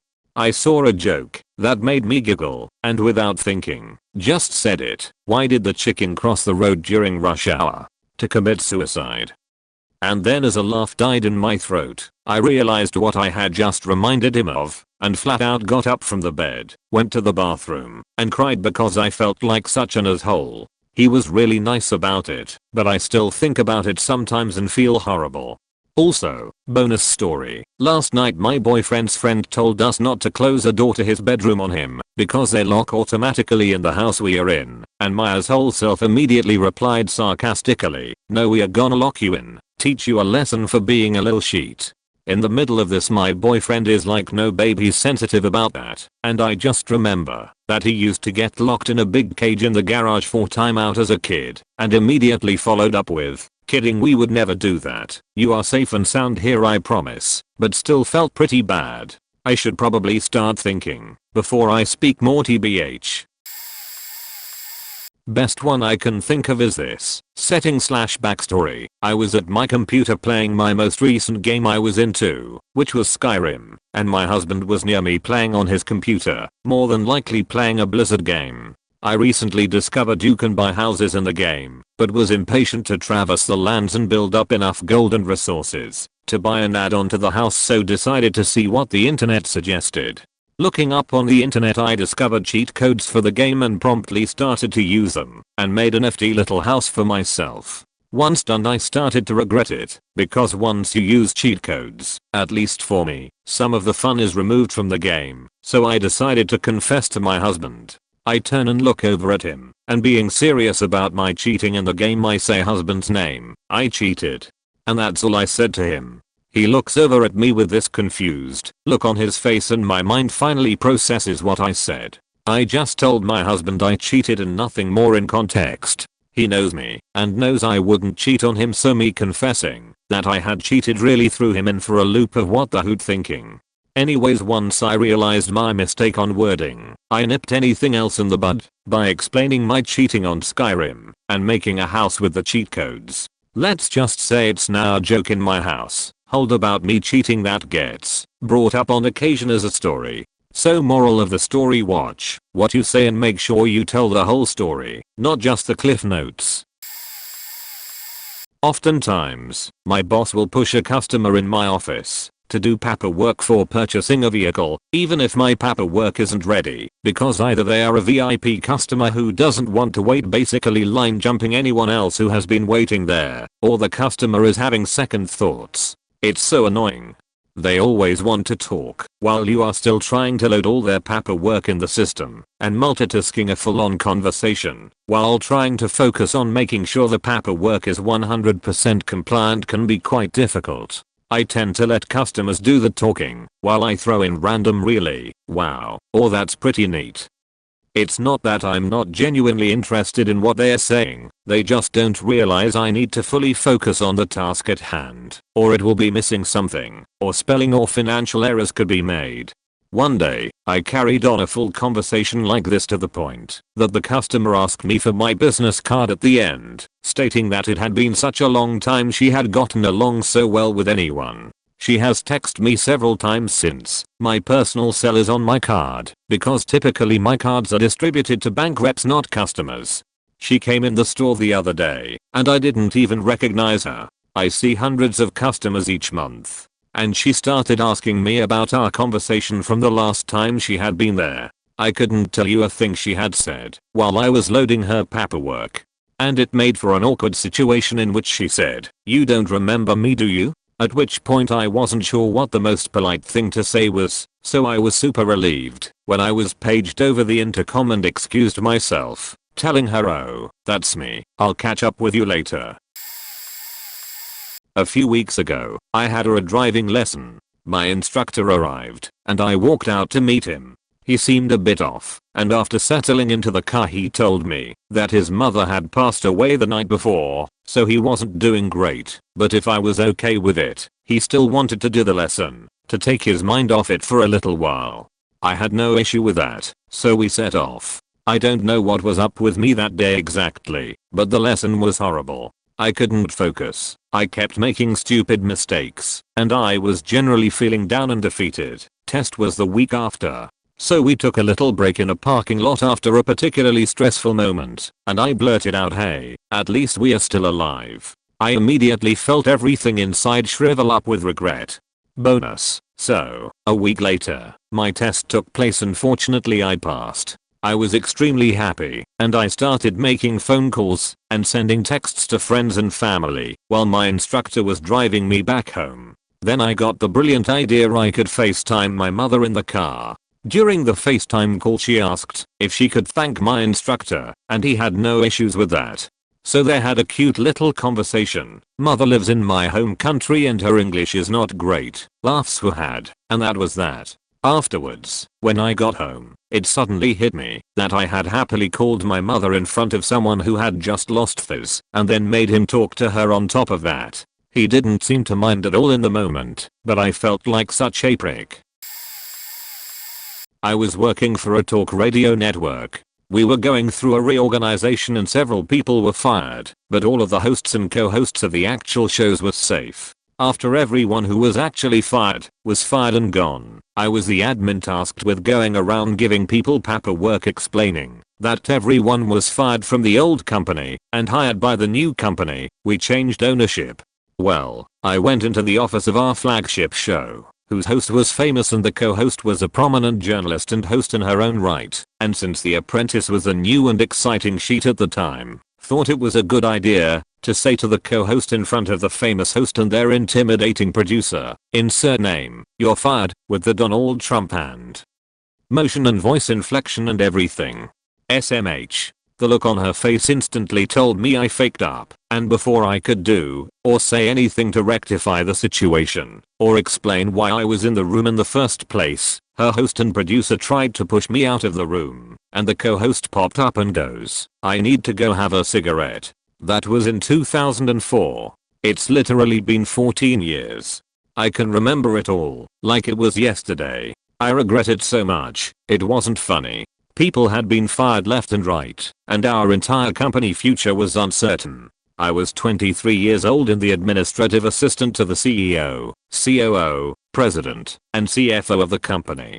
I was the one who they asked to go and retrieve people who were going to be fired and bring that person to their office. I was very young to be given that much responsibility, and I think something broke in me, and I forgot how heavy a situation our company was in. SMH.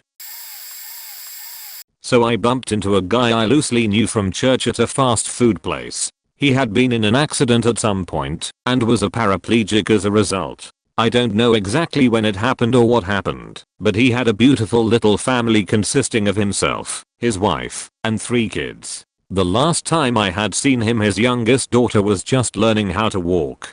I love children, so I enjoyed watching her try to make her steps and falling down, but getting up and trying again. It was so sweet. So anyway, this time when I ran into him, he had his little daughter with him, and she was walking all by herself with the biggest smile on her face. I said something to the effect of, "Look at how happy she is." Learning to walk for the first time must be so liberating. Just the freedom of being able to finally walk, it has to just be such a good feeling for her. And honestly, at the time I didn't think anything of it. I mean, this guy's in a wheelchair, but he's very upbeat, and I guess I just never saw him as being any different from myself. It wasn't until sometime later that I started thinking to myself, did I really say that? Am I that tone deaf? Yikes. This is the embarrassing moment that keeps me up at night from time to time. The worst part is I have no idea what his name was, since I moved away from there several years ago and only knew him a short time, so I can't even track him down and apologize, or maybe even laugh about it with him.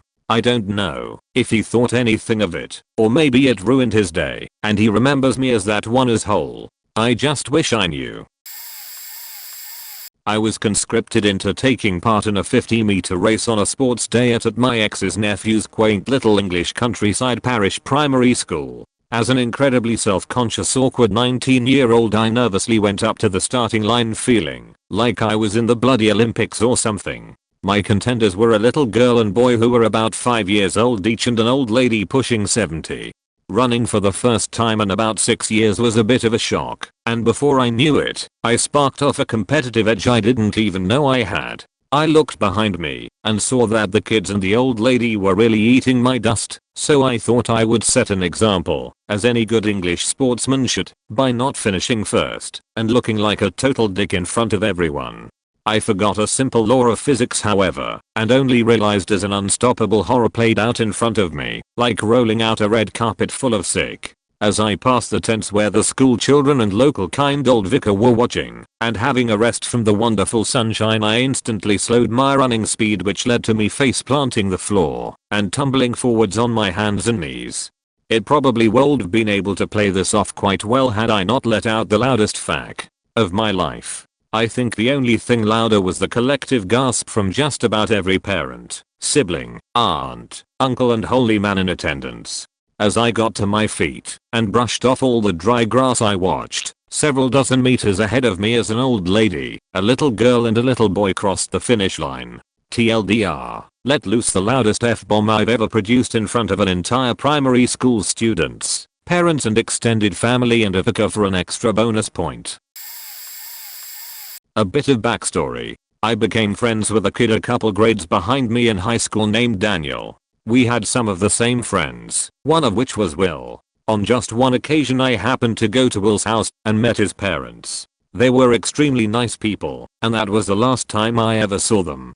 Fast forward 15 years or so, I'm Daniel's brother-in-law and he's asked me to officiate his wedding. Honored, I became internet ordained, ready to crush it as officiant. On the day of the rehearsal, Daniel, 4 other friends, and myself were enjoying our first glass of morning wine and some silliness at the vineyard venue. Then from out of nowhere came a pat on my shoulder. I turned and saw Will for the first time in 10 plus years. I got overly excited, and next part all happened so quickly. I shouted, "Will, great to see ya." My attention instantly turned to the woman I had only just realized was standing by him. I instantly extended my hand for a greeting and said, "Oh, and this must be your mom." Her face changed in a very subtle what the fuck kind of way. Will smiled. As she bewilderingly shook my hand, he said, "This is my girlfriend Sarah." The circle went silent, but vibrating with an uncomfortable urge to implode with laughter. She looked so much like the only memory of Will's mom I had. Nope, not his mom. It was his girlfriend, who by the way, was 20 years older than him. I apologized immediately, and many more times thereafter, and she was very cool about it. I nearly kicked my teeth out jamming my foot in my mouth on that one. My dude still won't let me live that down. Cheers everyone. So, I'm a maintainer in the military, and I have a very crude sense of humor. I had been stationed overseas for several years, so I basically only was around other crude maintainers for those years, making my crude sense of humor that much more crude. Anyway, fast forward to coming home and being invited to a Halloween party at a college where several of my good friends from high school are attending. We are at a very crowded bar, dressed up in costumes and several drinks in. There was a lull in the conversation, and one of the girls in our group starts to complain about a guy back home, saying he's a piece of shit. Fuck that guy. So me and my tipsy maintainer said, "What did he do? Rap you?" As soon as those words left my mouth, I swear you could hear the record scratch to a stop. People I have been friends with for a decade looked at me like I was a baby killer. One asked me, "You think rap is funny?" My response, "I think everything is funny." It totally made me rethink my sense of humor, because as faked up as it is, that would have got laughs with my fellow maintainers. Also, I apologized to her the next day. She laughed it off. She's actually married to that guy now, so. But yeah, I made a rap joke at a college. Instant regret. I said something just 5 days ago that made me want to crawl into the closest hole in the ground and bury myself. My son was born, and I'm on cloud 9 for the minutes immediately following his birth. I'm walking around the delivery room saying, "That was amazing. I can't believe how beautiful that mess was. I'm so happy. You're amazing, honey. I'm so proud of you." And that was all good. But then I topped it off with, "That was way better than our wedding day." Idiot faking idiot. All I meant to say was that I now have a new best moment of my life. Getting married was incredible, but I hate having all of the attention on me. The birth of my son was so incredible because it was a moment I was waiting for so long, but no one's eyes were in me. Even the nurses turned to me with these expressions on their faces that said I need to unsay that somehow. That certainly isn't the dumbest thing I've ever said, but the timing is what made it so atrocious. I backtracked so hard I was damn near moonwalking out of the room. TLDR, I told my wife immediately after childbirth that the birth of our son was way better than our wedding day. I'm using this post as a way to explain myself to the universe and beg for forgiveness. So I was at a coffee shop sipping my beverage and discussing a book that I was reading with a fine female companion. Anyway, we were talking about this one French theorist's ideas on contemporary philosophical discourse when we were interrupted by the sound of what seemed to be a dog howling. Annoyed after 5 minutes of trying to discuss this book with the aforementioned female over the sounds of a dog howling, I decided to be the man that I am and tell this pet owner to control their faking animal. Keep in mind that this coffee shop had an outdoor area that I was seated in, and the supposed howling dog was right outside the wall that I was too short to see over. This is where shit gets real. I walked with the swagger of 2000s up to the gate of the wall to show my female companion that our conversation was worth causing a disturbance.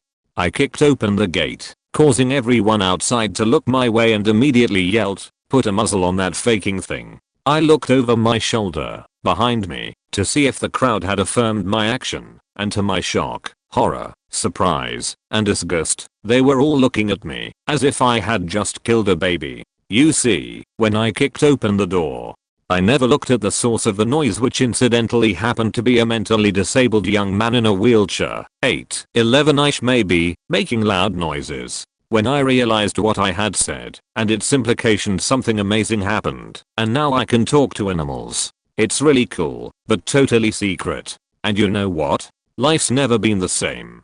Just kidding. But seriously, the walk back to my backpack, though 15 feet maximum, was the worst walk of my life. The boy's mother/caretaker immediately got on her cell phone to call what I presume to be the police. I paid for my and the female's coffee with a credit card, so they had to get my name. I'm currently at home, waiting for the police to call me for what is sure to be a hate crime. The girl told me she would rather walk home alone.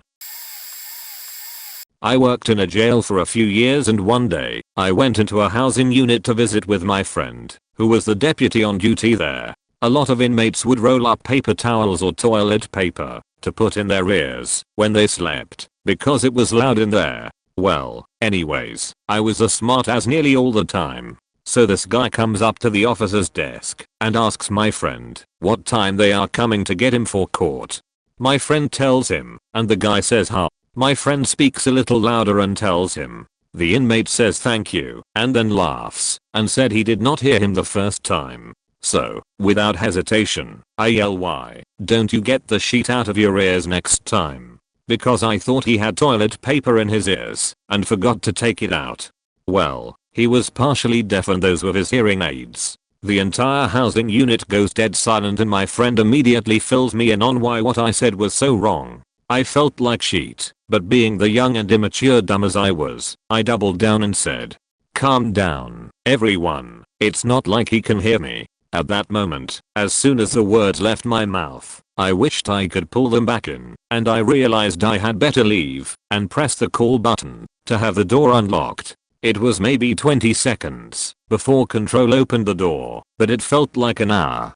I did pull the guy aside later that day and apologized to him. We talked for a bit in private, and he accepted my apology. He was actually one of the good inmates and we never had issues with him. I saw him at Target one day a few months later, and he came up to me and joked with me about that day. We laughed, but deep down, it made me feel like shit again. So, as a preface, this was a few years ago, when I was in college. My roommate and I played a lot of Xbox 360 at the time, and one of the XBL arcade games he had was a rhythm game called Techno Kitten Adventure. It's a winter month, and I'm really pining after this girl, Celine. I get a call one night that her cat, a really cute little faker, got hit by a car amidst the traffic following a college football game. She lived near the stadium. Naturally, myself and several of her friends came over in consolation. Mind you, at this time, I smoked weed, but hadn't really built that much of a tolerance. I'd still feel cloudy, and oftentimes my thoughts just came out of my mouth without me really taking the time to process what I'm saying. They're passing a bong around, like we're making weed toasts in memory of our feline friend, and soon Celine's roommate brings up rhythm games.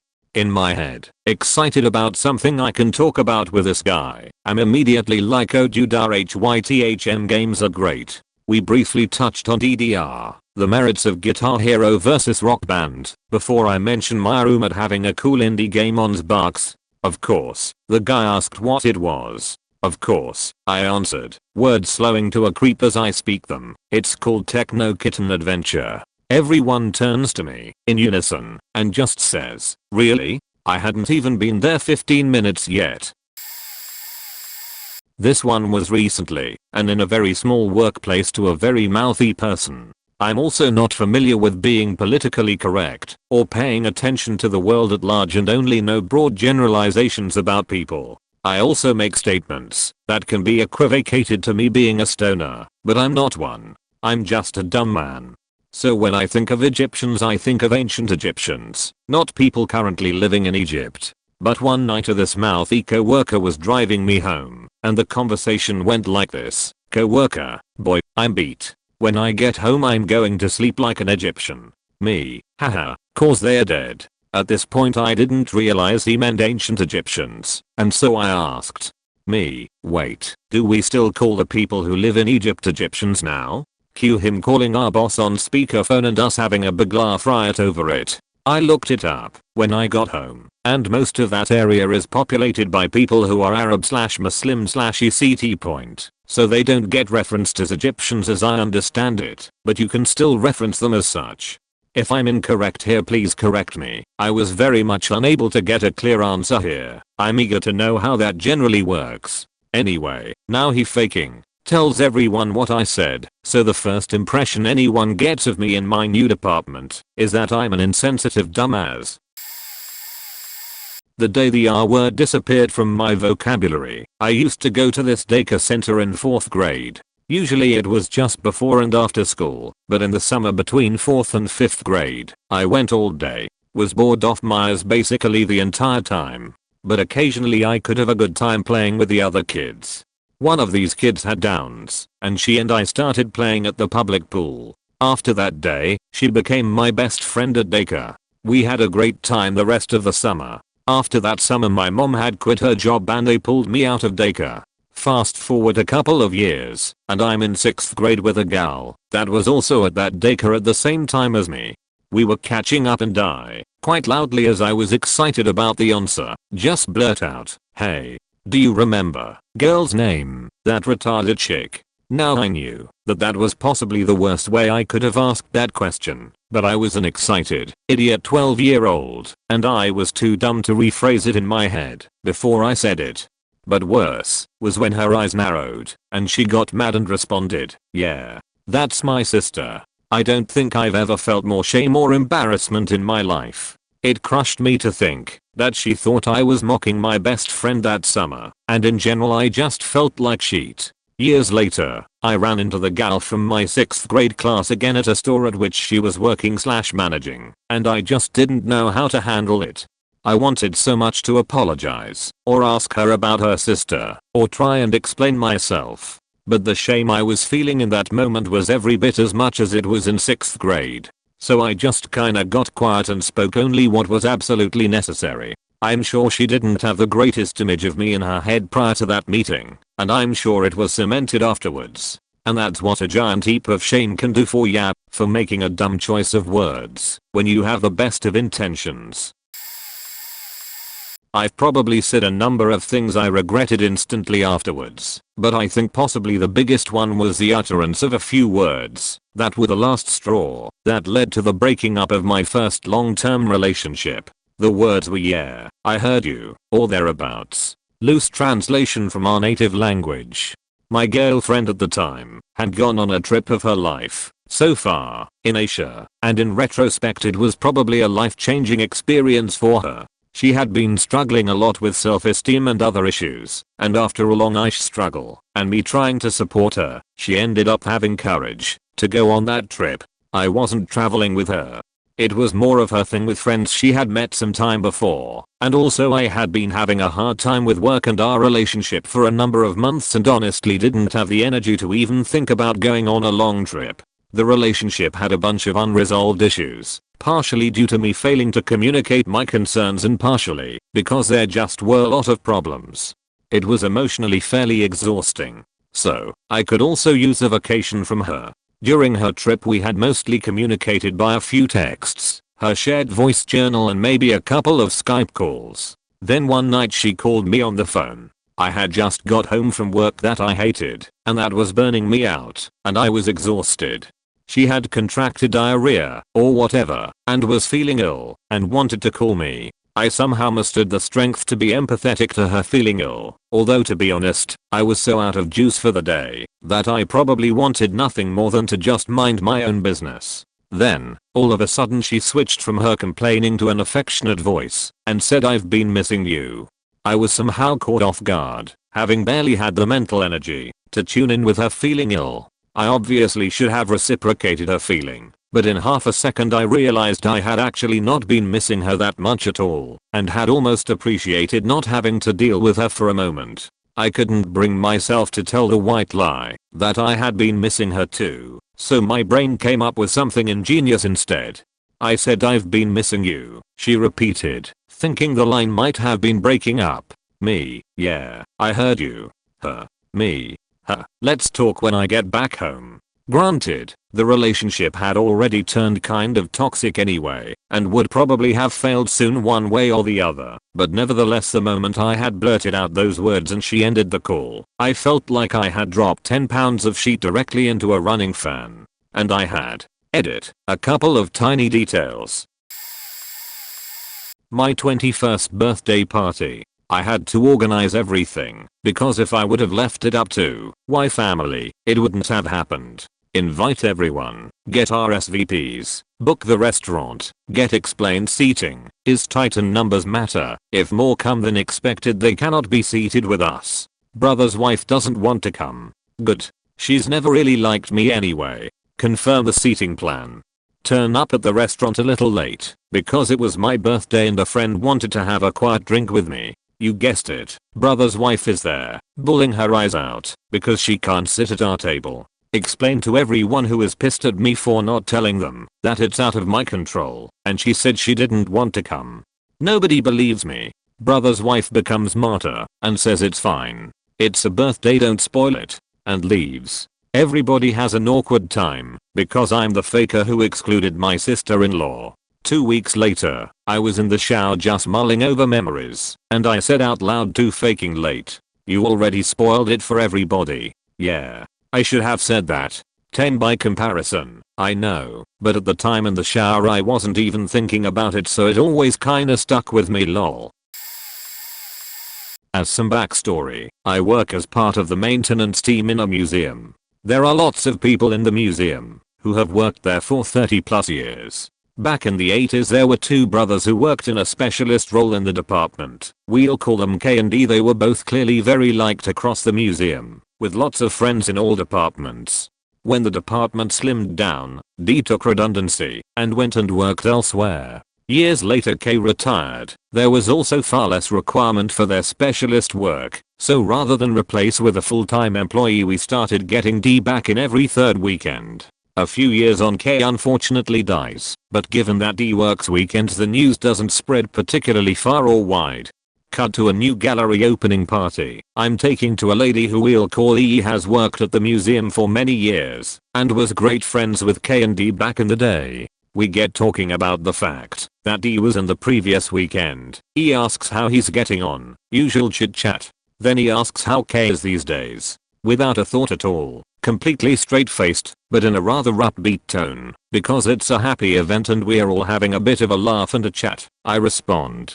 He's dead. This, it turns out, is a complete shock to E. Her friend is dead. She had no idea at all. She's now stood in a busy gallery full of jovial people, barely holding back tears, and trying to take in the news, while I grab at my own mouth trying desperately to somehow pull the words back in. He thankfully was fine with me, and accepted I hadn't meant to be so callous. I'll never feel right about it though. Story requires a preface, so here it goes. TLDR included at the end. This all happened almost 1 year ago exactly. Had fallen for my best friend at the time's girl. We had gotten pretty close over the time I knew her, but we always kept it on a close friend level. Couldn't stand to see best friend and his girlfriend together, because friend was a bit man-ho-ish so to speak, and didn't like how he'd act around other chicks when his girlfriend wasn't around. Started to get under my skin more and more, and told my friend about it, and that I couldn't be around him anymore. He understood and stopped inviting me out to stuff, which sucked, but that was how we handled it. We split on good terms. Hugged it out and everything. This didn't stop his girlfriend from wanting to hang out, however. At the time it was too uncomfortable to tell her anything, so we'd still go on like everything was normal. So she would come over to my place, and we'd get high and watch random shit on the internet or just talk and laugh. After a while I couldn't do this anymore. The love was growing, and the resent along with it. Had invited her out to eat, just me and her, so I could tell her how I felt, and let her know I wasn't gonna be around anymore.